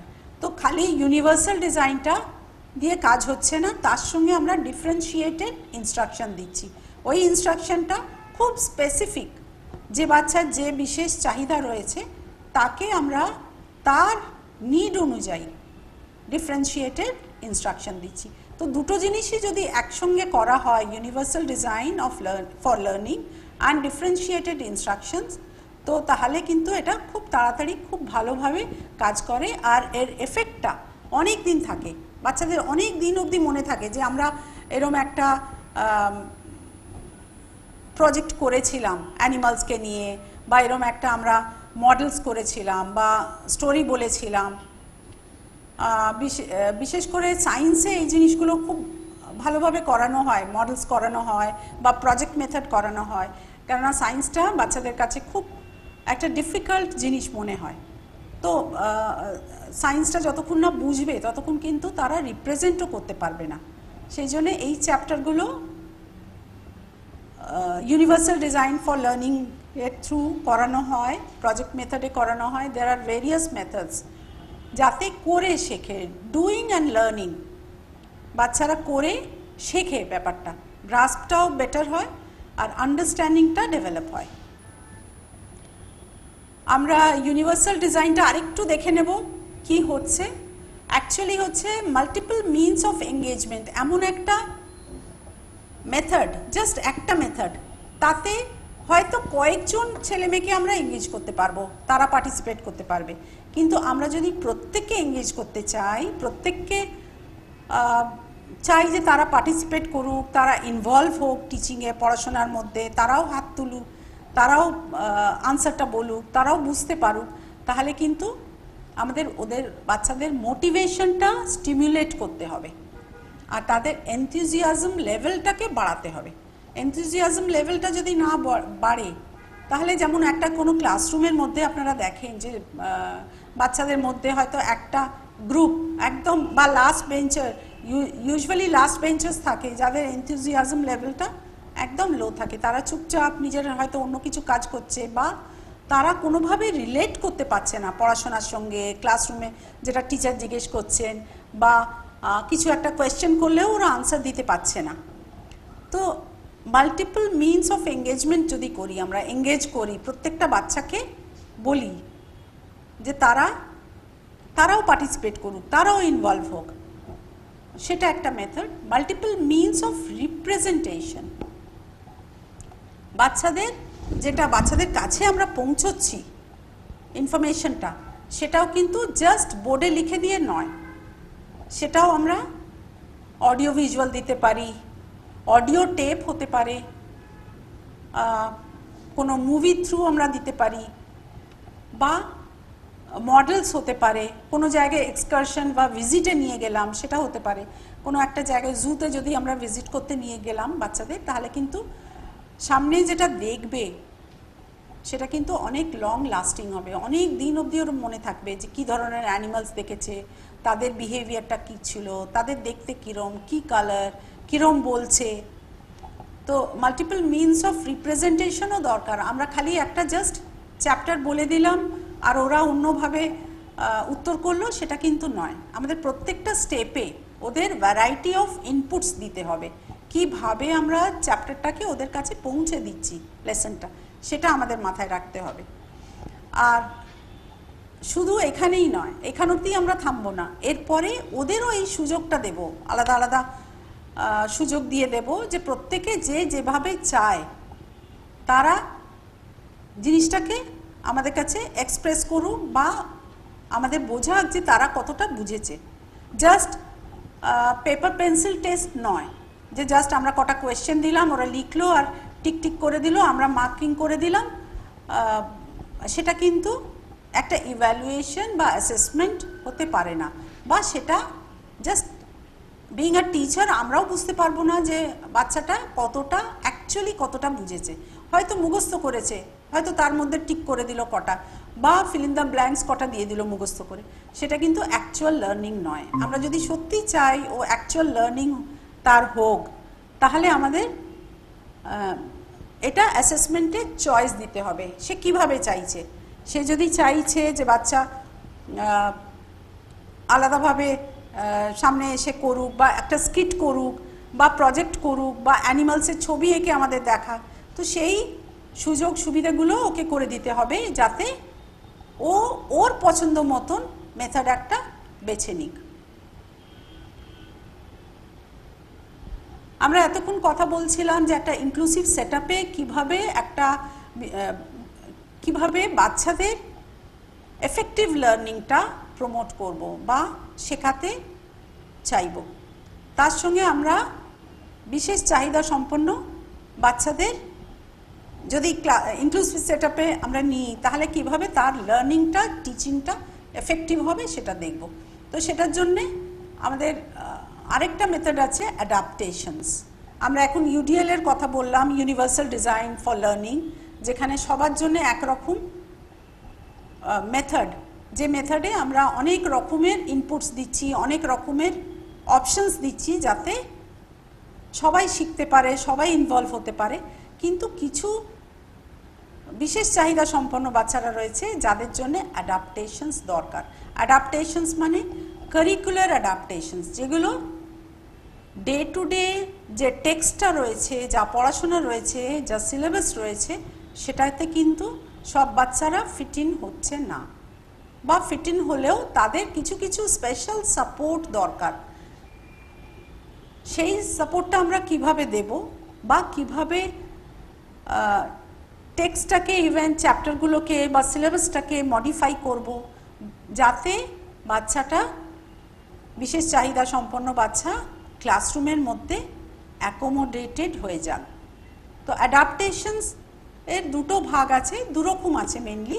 একটা আছে অ্যাকোমোডেশনস আর একটা আছে মডিফিকেশনস। অ্যাকোমোডেশনস মানে যে যখন বাচ্চা একটা ক্লাসরুমে রয়েছে, বিশেষ চাহিদা সম্পন্ন বাচ্চা, ছাত্র বা ছাত্রী, সে একটা ক্লাসে রয়েছে, বাকি সবাইকে যে চ্যাপ্টারগুলো করানো হচ্ছে বা একটা সাবজেক্ট যেগুলো করানো হচ্ছে তার মধ্যে থেকে কয়েকটা চ্যাপ্টার ওর জন্য আলাদা করে বেছে নেওয়া হচ্ছে যাতে ওকে ওই পড়ানোর মধ্যে অ্যাকোমোডেট করা যায়। এখানে কিন্তু আমরা এক্সপেকটেশনটা লো করছি না, মানে আমাদের যে এক্সপেকটেশনটা আছে যে বাচ্চা কতটা শিখবে, কিভাবে শিখবে, সেটা কিন্তু আমরা লো করছি না, সেটাকে তাই রাখছি, খালি কন্টেন্টটা একটু চেঞ্জ করে দিচ্ছি। এবার মডিফিকেশনসে আমরা করব, আমরা মডিফাই করার চেষ্টা করব যে জিনিসগুলো, যে চ্যাপ্টারগুলো আর 5 জন নন ডিসেবল বাচ্চাদের বা ছাত্রছাত্রীদের দেয়া হচ্ছে, সেটা কিন্তু যখন বিশেষ চাহিদা সম্পন্ন বাচ্চাদের দেয়া হচ্ছে তখন ওটা আমরা মডিফাই করব। হয়তো পুরো চ্যাপ্টারটাও না দিয়ে হয়তো হাফ চ্যাপ্টার দিতে পারি, বা আমরা টাস্ক অ্যানালিসিস করতে পারি, পুরো বড় জিনিসটাকে ছোট ছোট স্টেপসে ভাগ করে দেব, আর এটা আমরা মডিফাই করব। আমরা কিন্তু পুরো জিনিসটা অ্যাজ ইট ইজ বিশেষ চাহিদা সম্পন্ন বাচ্চাদের দেব না।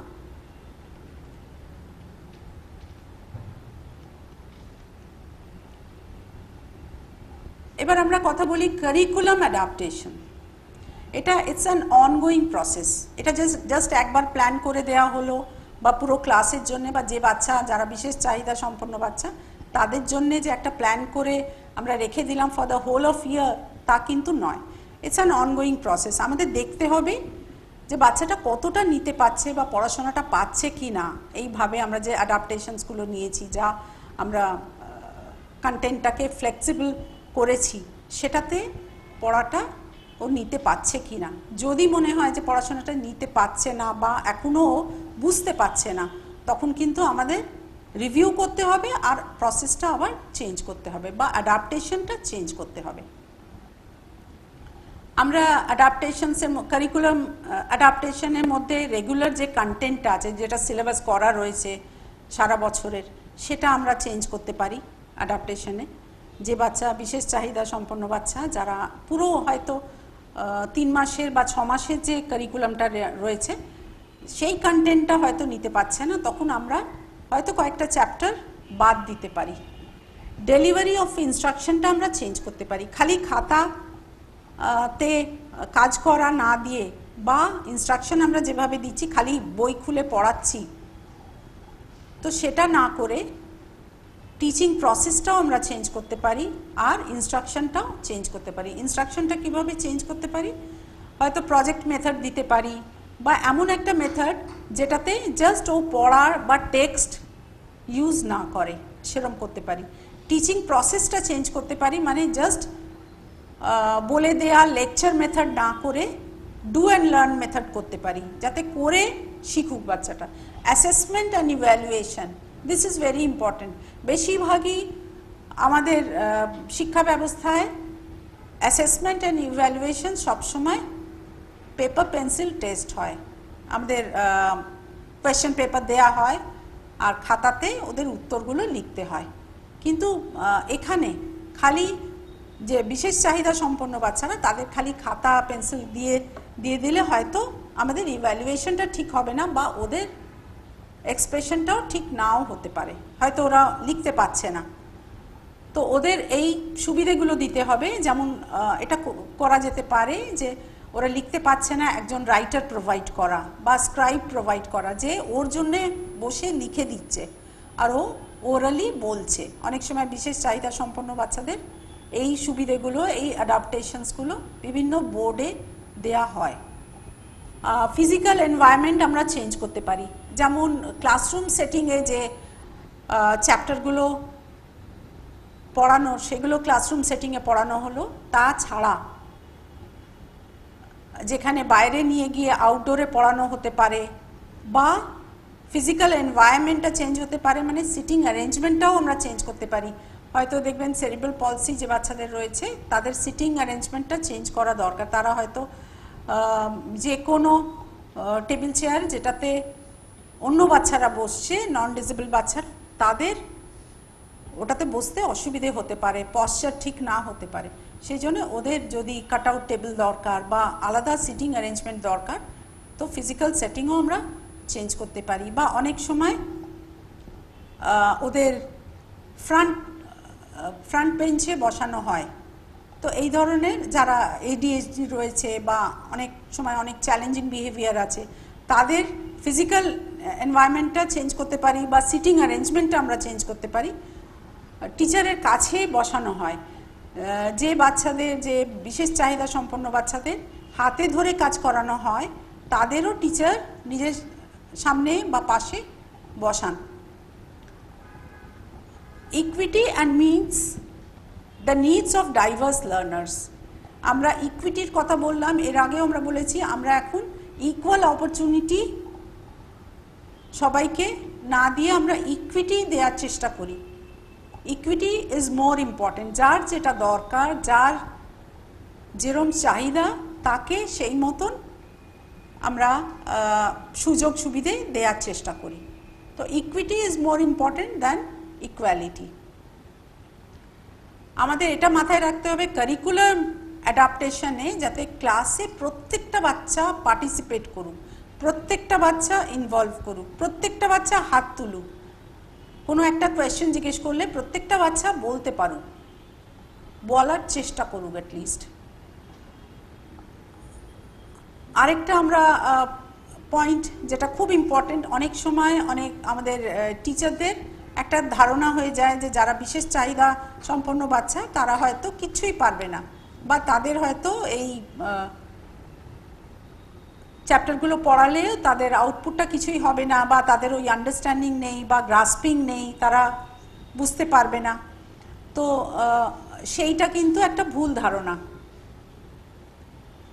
এটা কখনোই আমাদের উচিত নয় এটা ভাবা যে আমাদের এডুকেশনাল স্ট্যান্ডার্ডটা বিশেষ চাহিদা সম্পন্ন বাচ্চাদের জন্য আমরা কমিয়ে আনবো, সেটা কিন্তু কখনোই আমরা চাইবো না। সবথেকে ইম্পর্টেন্ট হচ্ছে এডুকেশনটা প্রত্যেকটা বাচ্চার জন্যে দরকার, ইটস আ ফান্ডামেন্টাল রাইট, প্রত্যেকটা বাচ্চার মৌলিক অধিকার। সেই জন্যে আমাদের এটা অ্যাক্সেসিবল করা দরকার।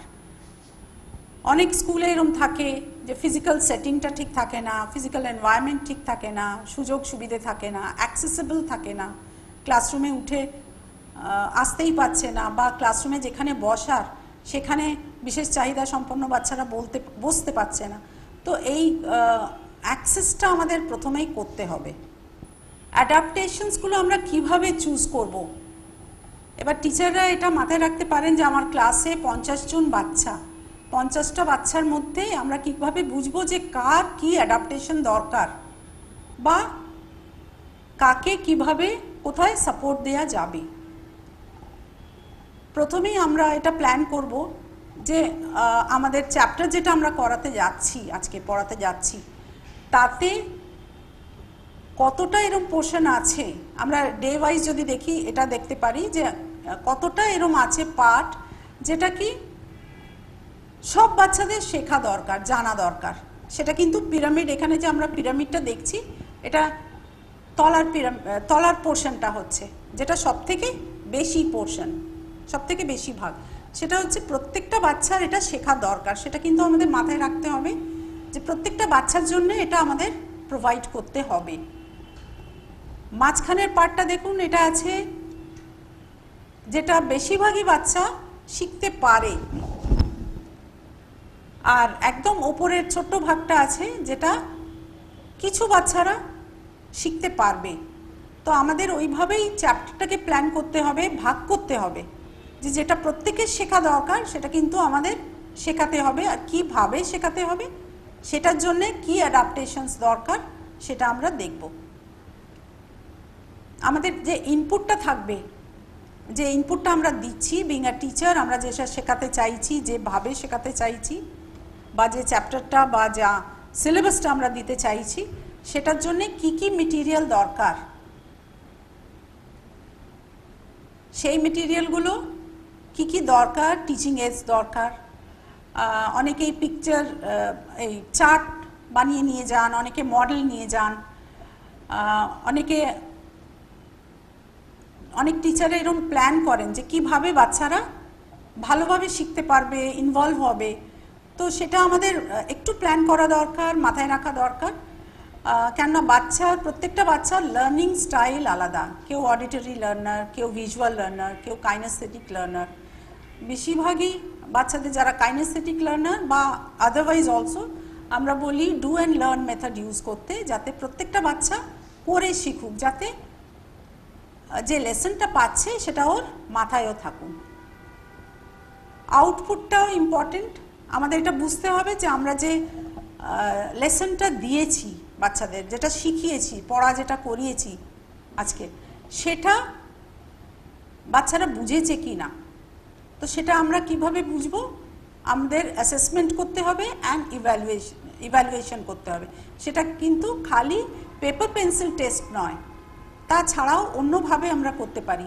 যেমন কোনো একটা চ্যাপ্টার যদি পড়ানো হলো, জিওগ্রাফির কোনো চ্যাপ্টার পড়ানো হলো, তাহলে তার উপর বেস করে আমরা কুইজ করতে পারি, কোনো একটা প্রজেক্ট দিতে পারি যেটা ওরা করে আমাদের দিল, বুঝেছে কি না সেটাও আমরা বলবো, বা মডেল কিছু করতে পারা যায়, ওদের বলতে পারা যায়।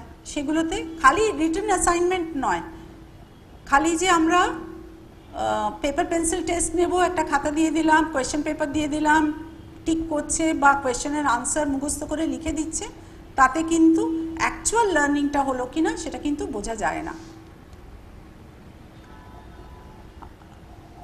There are 9 types of adaptations. 9 রকমের অ্যাডাপ্টেশনস আছে। এটা আপনারা দেখতে পারেন যে কোনটার সঙ্গে কোনটা ম্যাচ করে করতে পারেন, বা ইন্ডিপেন্ডেন্টলিও এই অ্যাডাপ্টেশনসগুলো ক্লাসরুম সেটিংয়ে, ইনক্লুসিভ ক্লাসরুম সেটিংয়ে ইউজ করা যায়। প্রথমে আছে ইনপুট। যেমন আমরা কীরকমভাবে ইনস্ট্রাকশন দিচ্ছি, কিছু কিছু ডিফারেন্সিয়েটেড ইনস্ট্রাকশনস দরকার। যদি বিশেষ চাহিদা সম্পন্ন বাচ্চা আছে ক্লাসে, তার জন্যে কিন্তু ডিফারেন্সিয়েটেড ইনস্ট্রাকশনস দরকার, তাদের জন্য আলাদা করে আমাদের কিছু ইনস্ট্রাকশনস দিতে হবে।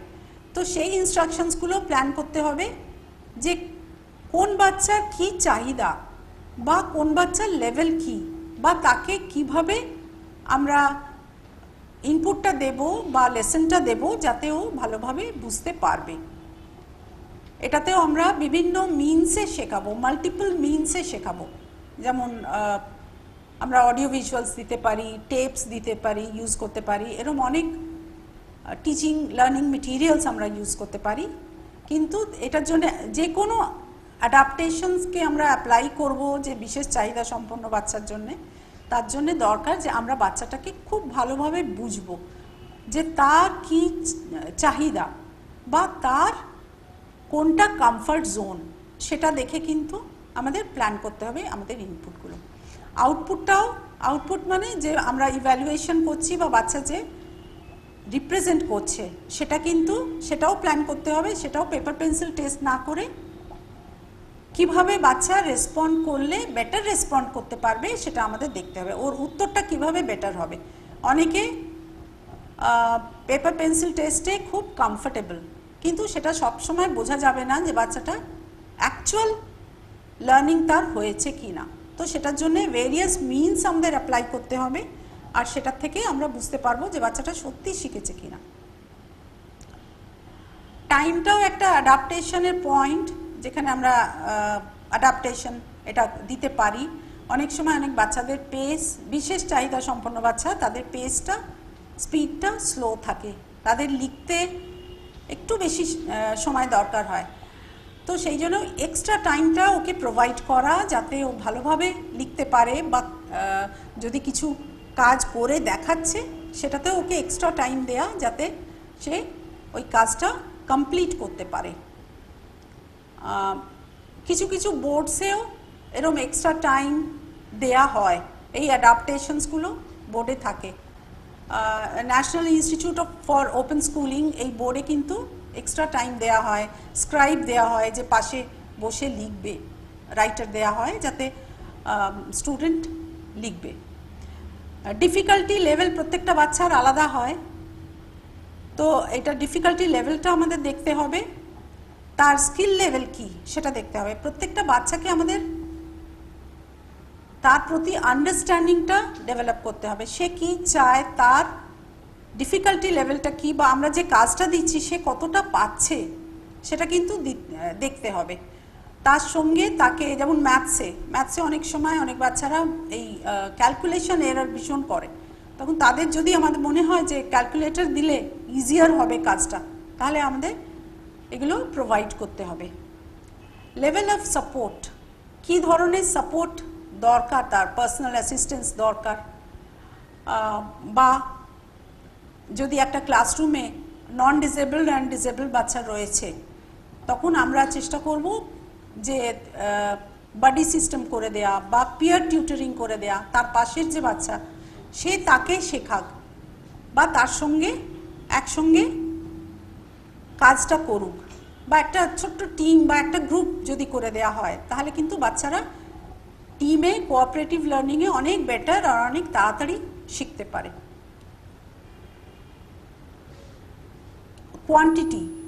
কোয়ান্টিটিটা আমরা চ্যাপ্টার যে দিচ্ছি, নাম্বার অফ চ্যাপ্টার্স, হয়তো 10টা চ্যাপ্টার নিলাম, কিন্তু বিশেষ চাহিদা সম্পন্ন বাচ্চা সে 5টা চ্যাপ্টার পাচ্ছে বা 4টে পাচ্ছে, তখন আমাদের রিডিউস করতে হবে নাম্বার অফ চ্যাপ্টার্স।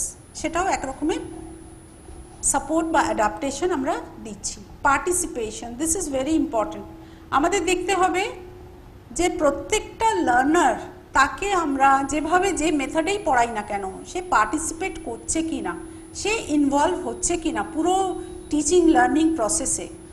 যদি সে ইনভলভ না হয়, তাহলে কিন্তু হয়তো লেসনটাও ওইভাবে শিখতে পারবে না, বা আমরা আমাদের যেটা উদ্দেশ্য, যে এন্ড অফ দ্য ডে বাচ্চাটা একটা কিছু শিখুক, স্কুলে আসার একটা কর্নারে বসা নয়, পার্টিসিপেট করুক, ইনভলভ হোক, সেটা কিন্তু যদি না পারে, পার্টিসিপেশন যদি না থাকে, তাহলে কোনো অর্থ থাকে না। সেই জন্য আমরা চেষ্টা করব যে অ্যাডাপ্টেশনটা এইভাবে দেয়া, সাপোর্ট করা যেভাবে, যাতে ম্যাক্সিমাম পার্টিসিপেশনটা থাকুক। যেটা আমরা একটু আগে বলছিলাম যে কম্পিউটার বা অন্য কোনো কিছুতে যদি, বা গ্রুপ কোনো একটা প্রজেক্ট হলো, ডিসপ্লে যখন করা হয়, তখন যদি স্পেশাল নিড বাচ্চা, সে অ্যাটলিস্ট হাতে ধরে মডেলটাকে ডিসপ্লে করুক, বা যেটা জিজ্ঞেস করছে তখন ও মাঝখানে দু একটা মডেলসের নাম বলুক। পার্টিসিপেশনটা at every level is very important, otherwise inclusive classrooms বা inclusive educationটা মানে থাকে না। alternate গোলটাকে আমরা কিছু কিছু সময় একটু চেঞ্জ করতে পারি, বা এক্সপেকটেশনটা খুব হাই যদি থাকে, সেটাকেও আমরা একটু লোয়ার করতে পারি, with the same lesson and with the same material করা যেতে পারে। যেমন সোশ্যাল স্টাডিজে যদি কোনো এরকম চ্যাপ্টার থাকে, তো তাকে পার্টিসিপেট করতে বলা হতে পারে বাচ্চাকে, আর তার সঙ্গে যে কালচারাল আসপেক্টটা রয়েছে সেগুলোও বলা যেতে পারে। যেমন একটা কোনো স্টেট নিয়ে আমরা যদি কথা বলি, ওয়েস্ট বেঙ্গলের কথাই যদি আমরা বলি, ওই চ্যাপ্টারটাই আমরা নিয়ে কাজ করছি, তাহলে যে বিশেষ চাহিদা সম্পন্ন বাচ্চা যে স্টুডেন্ট আছে তাকে আমরা কালচারাল অ্যাসপেক্টটা দিতে পারি, এখানের কি স্পেশাল ফেস্টিভ্যালস রয়েছে ওয়েস্ট বেঙ্গলের সেইগুলো বলা, সেগুলো পিকচার্স কালেক্ট করা, প্রজেক্টে সেটাতেও কন্ট্রিবিউট করতে পারে, পার্টিসিপেট করতে পারে। সাবস্টিটিউট কারিকুলাম, এটা আমরা দিতে পারি একটু ডিফারেন্ট ইনস্ট্রাকশনস দিয়ে, একটু চেঞ্জ করে যদি কারিকুলামটাকে ইজিয়ার করা যায়, and based on the individual goals of the child. যে বাচ্চাটা বিশেষ চাহিদা সম্পন্ন বাচ্চা, তার ইন্ডিভিজুয়াল গোল যেটা আছে, যে শিখতে চায়, সেই মতন আমরা যদি একটু চেঞ্জ করে দিই। কারিকুলাম অ্যাডাপ্টেশনটা কেন দরকার? আমরা কারিকুলাম অ্যাডাপ্টেশন নিয়ে এতক্ষণ কথা বললাম, দের আর 9 টাইপস অফ অ্যাডাপ্টেশনস, কিন্তু এটা দরকার কেন ইনক্লুসিভ সেটআপে? ফার্স্ট পয়েন্ট হচ্ছে এটা, it's very important, reasonable accommodation. যার যেটা দরকার তাকে কিন্তু সেই অ্যাকোমোডেশনটা আমরা করে দিচ্ছি। সেকেন্ড পয়েন্ট ইজ সিম্পলিফাই করা। Curriculum adaptations are made to simplify and reduce the content. যে কন্টেন্টটা যদি তার মধ্যে বিশেষ চাহিদা সম্পন্ন বাচ্চার পার্টিসিপেশন না থাকে, আন্ডারস্ট্যান্ডিং না থাকে, তাহলে তাকে ইনভলভ করার জন্যে, তার টিচিং লার্নিংটাকে এফেক্টিভ করার জন্যে ওই কন্টেন্টটাকে সিম্পলিফাই করা আর রিডিউস করা। And third important point is access to quality and meaningful learning experience. আমাদের এখানে অনেক বাচ্চা এরকম থাকে যারা ইনক্লুসিভ স্কুলে যায়, মেন স্ট্রিম স্কুলে যায়, কিন্তু টাইমে যায় বা এন্ড অফ দ্য ডে ওরা বাড়ি ফেরে, কিন্তু কতটা শেখে সেটা যদি আমরা দেখি তাহলে কিন্তু the percentage is very very low. তো আমরা অ্যাডাপ্টেশনসগুলো নেসেসারি বলছি কেন? কেননা আমাদের যা এক্সিস্টিং ফ্রেমওয়ার্ক রয়েছে বা কারিকুলাম রয়েছে, তাতে কিন্তু আমাদের বিশেষ চাহিদা সম্পন্ন বাচ্চারা ফিট ইন হয় না। তো ওদের মিনিংফুল টিচিং অ্যান্ড লার্নিংয়ে ইনভলভ করার জন্যে দরকার অ্যাডাপ্টেশনস। যদি না আমরা অ্যাডাপ্টেশনসগুলো করতে পারি, তাহলে কিন্তু এই বাচ্চাদের কোনোভাবেই ইনক্লুসিভ সেটআপে, ইনক্লুসিভ কারিকুলামে আনতে পারবো না। অ্যান্ড স্লোলি অ্যান্ড গ্র্যাজুয়ালি ওরা কিন্তু ইন্টারেস্ট হারিয়ে ফেলবে, ওরা কিন্তু পার্টিসিপেট করবে না, কোনো ইন্টারেস্ট নেবে না, অ্যান্ড আলটিমেটলি ড্রপ আউট হয়ে যাবে। আর স্কুলে আসা মানে ইনক্লুসিভ সেটআপে আসা আর বসা আর টাইম স্পেন্ড করা, কিন্তু মিনিংফুল লার্নিং হবে না আলটিমেটলি। তো অ্যাডাপ্টেশন যদি আমরা ইউজ করি মিনিংফুলি, থটফুলি, তাহলে কিন্তু প্রত্যেকটা বাচ্চার ইনক্লুসিভ সেটআপে তারও একটা জায়গা হবে, তারও একটা ইনভলভমেন্ট হবে, অ্যান্ড মিনিংফুল লার্নিংটা হবে। আরেকটা সবথেকে ইম্পর্টেন্ট যেটা, ওরা কিন্তু এক্সক্লুডেড ফিল করবে না। মানে ওরা ইনক্লুসিভ ক্লাসরুমে বসছে, কিন্তু ক্লাসরুমটা ইনক্লুসিভ ওদের জন্য নয়, ওরা কিন্তু আলাদা বসবে। যদি অ্যাডাপ্টেশনস হয়, আমরা ইউজ করি থটফুলি অ্যান্ড মিনিংফুলি, ভালোভাবে চিন্তা করে যে কার কোন অ্যাডাপ্টেশনটা দরকার, তাহলে কিন্তু ওদের কাছে ইনক্লুশনটা in a true sense inclusion হবে। এনসিইআরটিতে 2015-এ অ্যাডাপ্টেশনস কি বলেছে আমরা দেখে নিই। Adaptations refers to adjusting assessments, material, curriculum or classroom environment to accommodate a student's need, so she can participate and achieve the teaching learning goals. Secondly, modification involves making changes to learning goals. Modify করা মানে একটু আমরা modify করছি কন্টেন্টটাকে, teaching প্রসেসটাকে, assignments আরও কীভাবে আমরা evaluation করছি বা অ্যাসেসমেন্ট নিচ্ছি। অ্যাকোমোডেশনটা কি আর এটা কি চেঞ্জেস আমরা করতে পারি, এক্সিস্টিং যা আমরা টিচিং লার্নিং স্টাইল রয়েছে তাতে আমরা কি কি চেঞ্জ করব। প্রথমে আমাদের মাথায় রাখতে হবে হুম টু টিচ, কাকে আমরা পড়াতে যাচ্ছি, কোথায় পড়াচ্ছি আর কিভাবে পড়াচ্ছি। তার সঙ্গে চলে আসছে কি মেটেরিয়াল আমরা ইউজ করছি, অ্যান্ড সেই বাচ্চাটা শিখছে কি আলটিমেটলি, সেটা আমাদের কিন্তু মেন কোয়েশ্চেন হওয়া উচিত।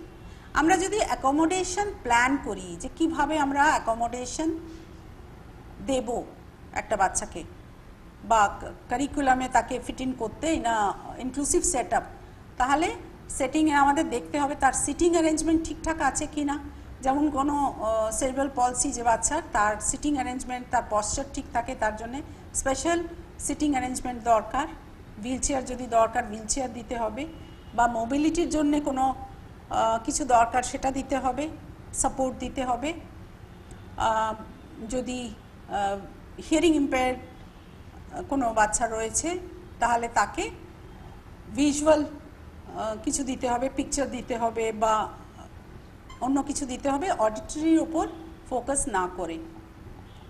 টিচারকে জানতে হবে তার স্টুডেন্ট তার কি অসুবিধে আর তার কমফর্ট জোন কি, সে তার কোনটা ভালো লাগে বা সে কোনটাতে কমফর্টেবল।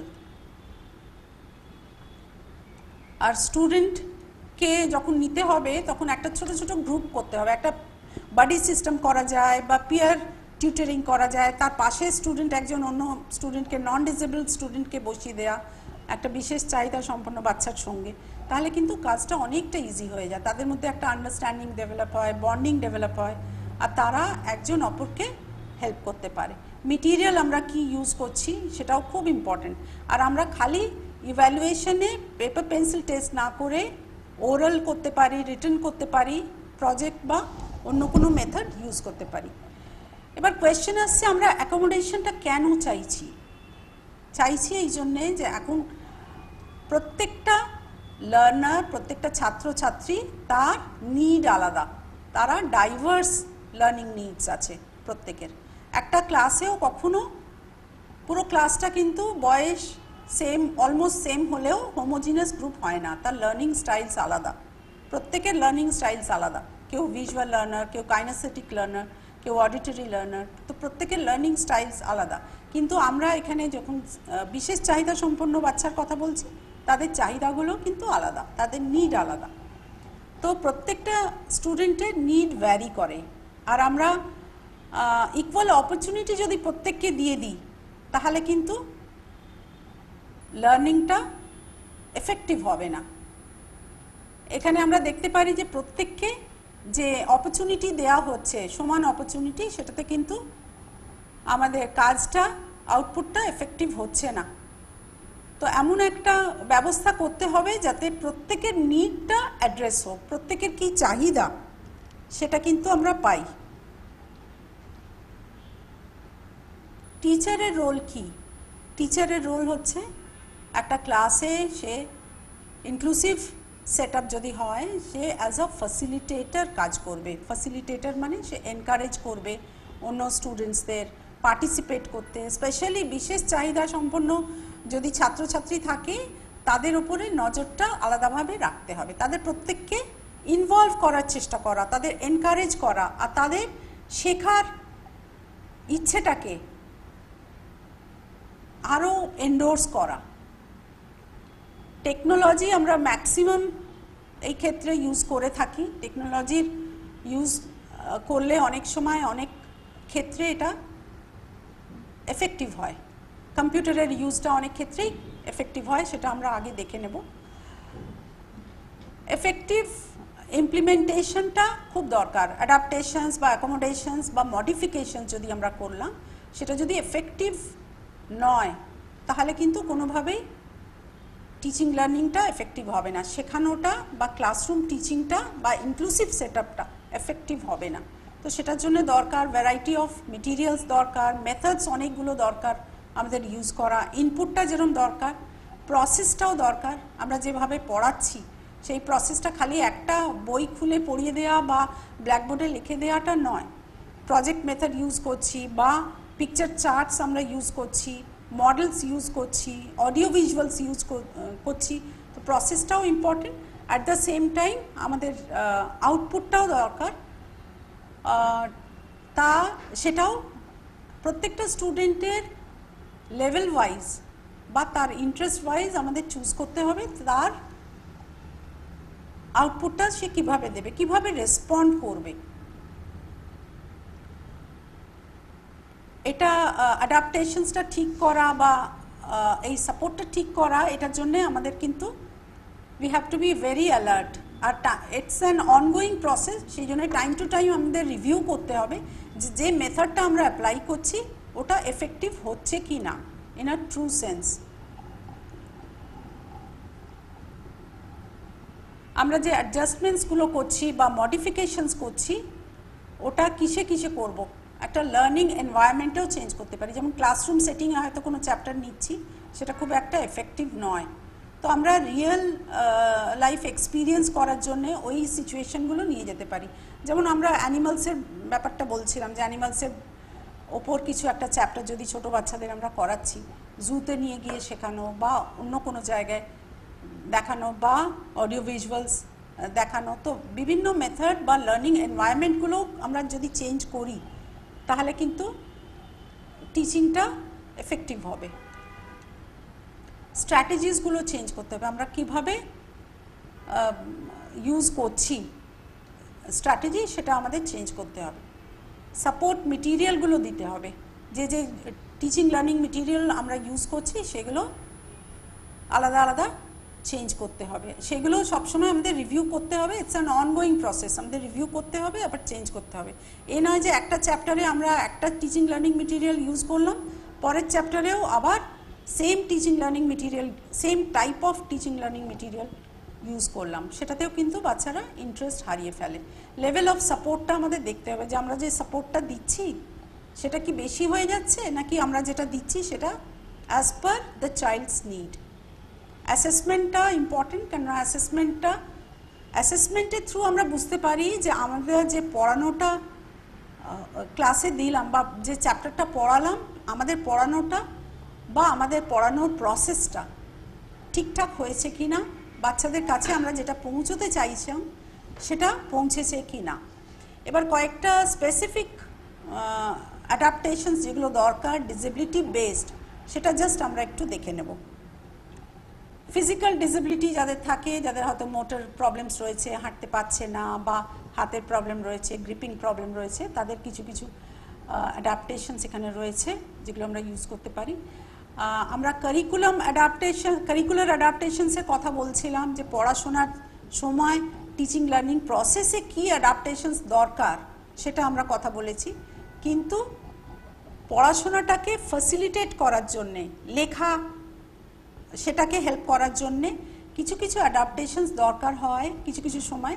সেগুলোর মধ্যে এখানে কয়েকটা আছে, যেগুলো গ্রিপিংয়ের জন্যে দরকার হচ্ছে। লেখা যদি পেনটা ঠিকভাবে ধরতেই না পারে বা যদি ক্রেয়ন্স ঠিক ধরতে না পারে, কালারটা করবে কিভাবে, সেই জন্যে গ্রিপটাকে ঠিক করার জন্যে আমরা কিছু কিছু অ্যাডাপ্টেশনস ইউজ করে থাকি, যেগুলো এখানে রয়েছে। কিছু স্ট্যান্ড ইউজ করা হয়, যেমন ফিজিক্যাল যাদের ডিসেবিলিটি রয়েছে, বসার পশ্চার তাদের অসুবিধে, সোজাভাবে না বসলে ঠিক দেখতে পাচ্ছে না, তো বইয়ের জন্য কিছু স্ট্যান্ড ইউজ করা হয়। টেক্সট বুক ইউজ করা হচ্ছে ওই স্ট্যান্ডের ওপর রেখে। অডিও টেপস ইউজ করা হচ্ছে। কম্পিউটারে অনেক সময় হেড পয়েন্টার ইউজ করতে হয় যাতে ক্লিয়ারলি কোনো একটা জিনিস ও চুজ করতে পারে স্টুডেন্ট। আর অ্যাসিস্টিভ টেকনোলজি যদি কম্পিউটার ফ্রেন্ডলি হয় বা কোনো টেকনোলজি যেটা ওর কাজে লাগে, সেইগুলো ওর অ্যাজ পার দ্য নিড, তার চাহিদা কি তার উপর বেস করে আমরা অ্যাডাপ্টেশনসগুলো চুজ করব। যাদের ভিজুয়াল ইম্পেয়ারমেন্ট আছে তাদের ক্ষেত্রেও কিছু অ্যাডাপ্টেশনস দরকার হয়, যেমন তাদের ব্রেল লাগে, ট্যাকটাইল এমবস মেটেরিয়াল যেগুলো ওঠা থাকে, হাত দিয়ে ওরা ফিল করে বুঝতে পারে, টাচ করে। স্মেল, টেস্ট, ফিল, এগুলো কিন্তু ওদের কাছে বেশি ইম্পর্ট্যান্ট, কেননা ওদের একটা যে ভিজুয়াল যে সেন্সরি অর্গানটা অ্যাফেক্টেড, সেই জন্য অন্য সেন্সেসগুলো ইউজ করে তারা টিচিং লার্নিংটাকে এফেক্টিভ করে। সেই জন্যে অ্যাডাপ্টেশনসগুলো এইভাবে প্ল্যান করা বা থটফুলি দেয়া যাতে ওদের অন্য সেন্সেসগুলো ওরা ইউজ করে টিচিং লার্নিংটাকে এফেক্টিভ করতে পারে। মডেলস দেয়া হয়, 3D models, tactile graph sheet, audio formats. Visual ইম্পেয়ারমেন্টে আরও অনেক কিছু এখানে রয়েছে, ভার্বাল ডেসক্রিপশনস দেওয়া হয়, কেন অডিটরিটা ওদের বেটার হয়। বুকস অন টেপ, পুরো চ্যাপ্টারগুলো টেপে রেকর্ড করে ওরা শোনে, যাতে বারবার লেসনগুলো শুনতে পারে, মনে রাখতে পারে। অ্যাবাকাস ইউজ করা হয়, ম্যাগনিফায়ার ইউজ করা হয়। অনেকে লো ভিশন থাকে, তাদের জন্য লাইটের এফেক্টটা ওইভাবে রাখতে হয় যাতে খুব বেশি লাইট না পড়ুক, অথচ রেসিডুয়াল যে ভিশনটা রয়েছে সেটা দিয়ে ওরা দেখতে পারে। হিয়ারিং ইম্পেয়ারমেন্টের ক্ষেত্রে মেন অসুবিধাটা, মেন চ্যালেঞ্জটা হচ্ছে কমিউনিকেশন। যেহেতু ওরা শুনতে পাচ্ছেন না, বলারও অসুবিধে, সেই জন্য কমিউনিকেশনটা খুব এফেক্টিভ করা দরকার। সেটার জন্যে সাইন ল্যাঙ্গুয়েজ ইউজ করা হয়, লিপ রিডিং করা হয়। লিপ রিডিংটা কিন্তু একটা adaptation, and face to face বসে করা হয়, যাতে সামনে লিপটা রিড করতে পারে, প্লাস সাইন ল্যাঙ্গুয়েজটাও যাতে চোখের সামনে দেখতে পারে। জেস্টারটাও ইউজ করে অনেক সময়, এখানে ক্লাসরুমে ওটা ইউজ করা যায় হিয়ারিং ইম্পেয়ারমেন্টের ক্ষেত্রে। মাইন্ড ম্যাপিং করানো হয়, একটা কোনো মেইন কনসেপ্ট সেটা ওদের দিয়ে দেওয়া হলো, তারপরে তার অ্যাসোসিয়েটেড ছোট ছোট থিমগুলো বলে দেওয়া হয়। যেমন একটা মেইন কনসেপ্ট একটা দেওয়া হলো ফেস্টিভ্যাল, এবার তার সঙ্গে আর কি আনুষঙ্গিক যা যা ছোট ছোট সাব টপিকস আছে, কোন সময় হয়, কোন সিজনে হয়, সেগুলো একটু ক্লু দিয়ে দেওয়া হয় যাতে মাইন্ড ম্যাপিংটা করতে পারে। ভিডিও অডিও ভিজুয়ালস দেখানো হয়, ভিজুয়ালসগুলো বেশি থাকে যাতে ওরা ভিজুয়াল লার্নার্স বেশি হয়, তাই জন্য দেখতে পারবে অ্যাটলিস্ট, শুনতে না পারলেও। স্পিচ অ্যান্ড ল্যাঙ্গুয়েজ ডিসঅর্ডার্স যাদের থাকে তাদের অনেক assistive teaching AIDS and অ্যাডাপ্টেশনস use করা হয়, ভিজুয়ালস ইউজ করা হয়। এক্সপ্রেসিভ ল্যাঙ্গুয়েজ স্কিলসের ওপর তাদের জোর দেওয়া হয়, তাদের প্রনাউন্সিয়েশনগুলো ঠিক করার জন্যে স্পেশাল ক্লাসেস নেওয়া হতে পারে, আলাদা করে শেখানো হয়, মডেলিং করা হয় টু কারেক্ট প্রনাউন্সিয়েশন। তাদের ইন্টোনেশন বা হাই অ্যান্ড লো কীভাবে, কত পিচে কীভাবে কথা বলবে, সেটা ওদের ট্রেনিং দেওয়া হয়। থেরাপি সেশনসগুলো দেওয়া দরকার। স্পিচ অ্যান্ড ল্যাঙ্গুয়েজে দুটো সাউন্ডের ডিফারেন্সটা, সেটা কিন্তু শেখানো খুব দরকার, আদারওয়াইজ স্পেলিংগুলো ভুল হয়ে যায় লিখতে। সেই জন্যে মুখের সামনে বসে লিপ রিড করে, আর তার সঙ্গে সাউন্ডগুলো কীভাবে প্রডিউস হচ্ছে আর সাউন্ডের প্লেস অফ প্রোডাকশন কি হচ্ছে, সেটা কিন্তু ওই মেকানিজমটা ওদের ট্রেন করে বোঝানো হয় 1-to-1-এ ইন্ডিভিজুয়াল সেশনস দিয়ে, যাতে ওদের স্পেলিংগুলো বেটার হোক আর সাউন্ডের প্রোডাকশনটা ওরা বুঝতে পারে যে কোন জায়গা থেকে কোনটা প্রডিউস হচ্ছে। ইন্টেলেকচুয়াল ডিসেবিলিটির ক্ষেত্রে অনেকগুলো অ্যাডাপ্টেশনস ইউজ করা হয়, মডেলস ইউজ করা হয়, ভার্বাল ডেসক্রিপশনস করা হয়। টাস্ক অ্যানালিসিসটা ভীষণ ইম্পর্ট্যান্ট এদের জন্য, মানে একটা জাস্ট কাজ দিয়ে দিলে নয়, ওটা ছোট ছোট স্টেপসে ভেঙে করানো, বারবার রিপিট করা, কোনো একটা চ্যাপ্টার করিয়ে দেওয়া, তাকে আবার রিপিট করা। অবজেক্ট, রিয়েল অবজেক্টসগুলো, রিয়েল সিচুয়েশনসগুলোতে ওদের নিয়ে যাওয়া, রিয়েল অবজেক্টসগুলো টাচ করে, ফিল করে, সামনে দেখে বোঝানো। ফ্ল্যাশ কার্ডস অফ ওয়ার্ডস এগুলো করা, কালার কোডিং করানো। মাল্টিসেন্সরি অ্যাপ্রোচটা ভীষণ ইম্পর্ট্যান্ট ইন্টেলেকচুয়াল ডিসেবিলিটির ক্ষেত্রে। মাল্টিসেন্সরি মানে আলাদা আলাদা সেন্স অর্গানস যেগুলো ক্যাচ করতে পারে সেই রকম ইনফরমেশন দেয়া, আর এরকম স্টিমুলাস দেয়া যাতে প্রত্যেকটা সেন্স অর্গান ক্যাচ করে, মানে একই চ্যাপ্টারটাকে ভিজুয়াল করানো, আবার বলে করানো, অডিটরি, কাইনেস্থেটিক, যাতে হাতে টাচ করে ফিল করে করুক। এটা মাল্টিসেন্সরি অ্যাপ্রোচ দিলে গ্রাসপিংটা বেটার হয় ইন্টেলেকচুয়ালি চ্যালেঞ্জ যারা রয়েছেন তাদের, আর এদের রিটেনশনটাও বেটার হয়, অনেক দিন অবধি এদের মনে থাকে। কিন্তু তাও মাঝে মাঝে এটা রিপিট করতে হয় চ্যাপ্টারগুলো, আর রিভিউ করতে হয়। স্পেসিফিক লার্নিং ডিসেবিলিটি, এই ধরনের যে বাচ্চারা থাকে, স্পেসিফিক লার্নিং ডিসেবিলিটি যাদের থাকে, তাদের 3 রকম আলাদা লার্নিং ডিসেবিলিটিস হতে পারে। রিডিং ডিসঅর্ডার হতে পারে, ডিসলেক্সিক হতে পারে, ডিসগ্রাফিয়া হতে পারে, যাদের লেখার অসুবিধে রয়েছে বা লিখতে চায় না বা হ্যান্ডরাইটিং ভীষণ পুয়ার, অ্যান্ড ডিসক্যালকুলিয়া হতে পারে, যাদের ক্যালকুলেশন বা ম্যাথমেটিক্যাল ক্যালকুলেশনগুলো অসুবিধে হয়। তো প্রত্যেককে স্পেসিফিক তার অসুবিধেটা মাথায় রেখে সেই অ্যাডাপ্টেশনসগুলো দেয়া, ভিজুয়াল অ্যান্ড এখানেও মাল্টিসেন্সরি অ্যাপ্রোচটা ভীষণ effective. Real life experiences, practical work, mnemonic AIDS যাতে মনে রাখতে পারে জিনিসগুলো, সাইট ওয়ার্ডস দেয়া, মাইন্ড ম্যাপিং, এই ধরনের কালার কোডিং, ওয়ার্কশিটস দেওয়া হয়, অ্যাডাপ্টেড ওয়ার্কশিটস যেগুলো হয়তো যে চ্যাপ্টারটা ক্লাসরুমে করানো হয়েছে ওদের জন্য আলাদা করে ডিজাইন করে ওয়ার্কশিটস বানানো, যাতে ওরা বারবার প্র্যাকটিস করতে পারে, বাড়িতে ওটা করতে পারে আর মনে রাখতে পারে জিনিসগুলো।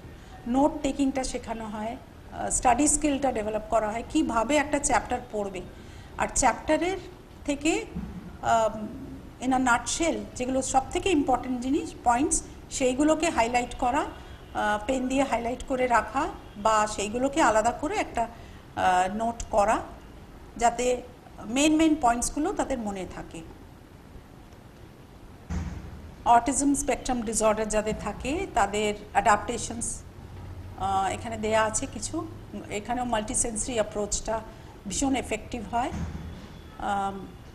এখানে রিয়েল লাইফ সিচুয়েশনে ওদের শেখানো হয়, সাইট ওয়ার্ডস, ভিজুয়াল ক্লুজ দেওয়া হয়, শেডিউলিংটা ভীষণ ইম্পর্টেন্ট, কোনটা করবে, তারপরে কি করবে, তারপরে কি অ্যাক্টিভিটি আছে, আর ভিজুয়াল স্কেডিউলিংটা এই অ্যাডাপ্টেশনটা কিন্তু ভীষণ এফেক্টিভ ওদের জন্যে। একটা ক্লাসরুমে যদি টাইম টেবিল লাগিয়ে দেওয়া হয় যে এখন প্রেয়ার টাইম, তারপরে একটা ক্লাসরুম হবে, ইংলিশের ক্লাস হবে, তারপরে মিউজিক ক্লাস হবে, তারপরে টিফিন টাইম, তো ওদের প্রেডিক্ট করতে সুবিধে হয়। কেননা অটিজম স্পেকট্রাম ডিসঅর্ডার যাদের আছে, যারা অন দ্য স্পেকট্রাম, যে ছাত্রছাত্রীরা, তাদের চেঞ্জ ইন স্কেডিউলটা, যে কোনো চেঞ্জ নিতে খুব অসুবিধে হয়। সেই জন্য যদি ভিজুয়াল স্কেডিউল একটা করা থাকে তাহলে ওদের রুটিনটা স্ট্রাকচার্ড হয়ে যাবে আর ওরা জানবে যে এটার পর আমার এই ক্লাস আছে, তো ওদের ফলো করতে বা নিজে ইন্ডিপেন্ডেন্ট হতে সুবিধে হবে। যাদের মেন্টাল বিহেভিয়ার আছে তাদেরও কিছু কিছু ওখানে দেয়া আছে, ইউজ অফ টেকনোলজি, তাদের রিটেনশনটা কমে যায় অনেক সময়, বা বাইপোলার থাকলে মুড সুইংস করে, হাই লো হয়, সেটার জন্যেও আলাদা আলাদা টেকনিক্স দেয়া রয়েছে। নিউরোলজিক্যাল কন্ডিশনস যাদের হয় তাদের মাল্টিপল চয়েস আনসার্স বা ছোট ছোট আনসার দেয়া, খুব বড় কোয়েশ্চেন বা খুব বড় টেক্সট অ্যাট এ টাইম না দেয়া, ছোট ছোট ভাগ করে করে যদি চ্যাপ্টারগুলো দেয়া হয় তাহলে ওদের মনে রাখা বা বুঝতে পারার সুবিধে হয়। ডেফ ব্লাইন্ড যারা রয়েছেন তাদের জন্যে জেস্টার ইউজ করা হয়, তাদের দুটো সেন্সরি অর্গানস এফেক্টেড, সেই জন্যে তাদের চ্যালেঞ্জটা কিন্তু আরও বেশি। তো সেই জন্যে এখানে ভিজুয়ালটাও affected, at the same time auditory পার্টটাও এফেক্টেড। সেই জন্য রিয়েল লাইফ অবজেক্টস যদি দেওয়া হয়, টাচ করে ফিল করে যদি করে, তাহলে ওদের জন্য এটা বেশি এফেক্টিভ হয়। ফিঙ্গার স্পেলিং দেওয়া হয়, Braille, sign language, large print, যাদের একটুও রেসিডুয়াল ভিজুয়াল আছে তাদের কিন্তু লার্জ প্রিন্টস দেওয়া হয় বা ম্যাগনিফায়ার দেওয়া হয়, যাতে টেক্সটগুলো আরও বড় করে দেখতে পারে, বুঝতে পারে। Last but not the least, আমি হার্ট, হেড, হ্যান্ডস অ্যাপ্রোচ এটা নিয়ে কথা বলবো। একটা ইনক্লুসিভ ক্লাসরুম তৈরি করার জন্যে এই তিনটে জিনিস হওয়া খুব দরকার। একটা ফার্স্ট হচ্ছে হার্ট। বেশিরভাগই রিসার্চে বলা হয়েছে, একটা রিসার্চ তে বলা আছে যে 40% অফ দ্য টিচার্স ফিল করেন যে স্টুডেন্ট উইথ ডিসেবিলিটিস তাদের ইনক্লুসিভ সেটআপ বা ইনক্লুসিভ ক্লাসরুমে ফিট ইন করা খুব ডিফিকাল্ট। আর জেনারেল এডুকেশন ক্লাসে ওদের করা দরকার, কিন্তু 40% টিচাররাই বলছেন, তার মানে 60% টিচাররা বলছেন যে তারা খুব একটা ফরে নয় যে ইনক্লুসিভ সেটআপে এই বাচ্চারাও, যারা স্পেশাল নিড বাচ্চা, তারাও ক্লাসে ফিট ইন হতে পারে।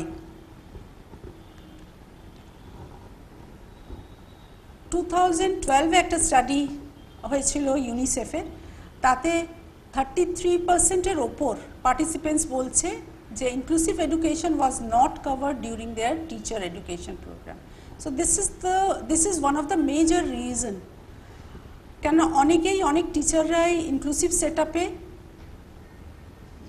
বিশেষ চাহিদা সম্পন্ন ছেলে মেয়েদের, স্পেশাল নিড বাচ্চাদের ইনক্লুড করতে চান হয়তো, কিন্তু তারা জানেন না বা তারা ওয়েল ইকুইপড নয় যে কিভাবে অ্যাডাপ্টেশনসগুলো আমরা ইউজ করব, বা কারিকুলার অ্যাডাপ্টেশনস কী হয়, বা এই ধরনের বাচ্চাদের কিভাবে একটা ক্লাসরুম সেটিংয়ে হ্যান্ডেল করা যায়। আরেকটা জিনিস যেটা স্টাডিতে উঠে এলো যে যারা টিচার্স ট্রেনিং নিয়েছেন তারাও কিন্তু নট ওয়েল ইকুইপড বা এম্পাওয়ার্ড নয়, তারা অতটা সক্ষম মনে করেন না নিজেকে যে এরকম বিশেষ চাহিদা সম্পন্ন বাচ্চাদের ক্লাসরুম এনভায়রনমেন্টে বা ক্লাসরুম সেটিংয়ে, ইনক্লুসিভ সেটআপে কীভাবে তাদের হ্যান্ডেল করবেন। তো কেননা এই ট্রেনিংটা ওদের, যে টিচার্স ট্রেনিং হয়েছিল সেখানে ওরা পাননি। তো আমরা আশা করব যে আমাদের নতুন এডুকেশন পলিসিতে টিচার্স ট্রেনিংয়েও এই ধরনের টিচারদের প্রত্যেককে এইগুলো দেয়া হবে, অ্যান্ড হ্যান্ডস অন প্র্যাকটিস ওরা করতে পারবেন বা এই ধরনের এক্সপিরিয়েন্স পাবেন to handle the children with special need in the inclusive setup. Fair isn't everybody getting the same thing. আমরা যদি মনে করি যে প্রত্যেককে আমরা এক জিনিস দেব, সেটা কিন্তু ফেয়ার নয়। ফেয়ার কখন হবে, ন্যায় কখন হবে, যখন আমরা প্রত্যেককে তার যেটা চাহিদা, তার যেটা দরকার সেই জিনিসটা আমরা দেব, সেটাই কিন্তু সাকসেসফুল। তখনই আমরা বলতে পারবো যে আমরা সাকসেসফুল হচ্ছি।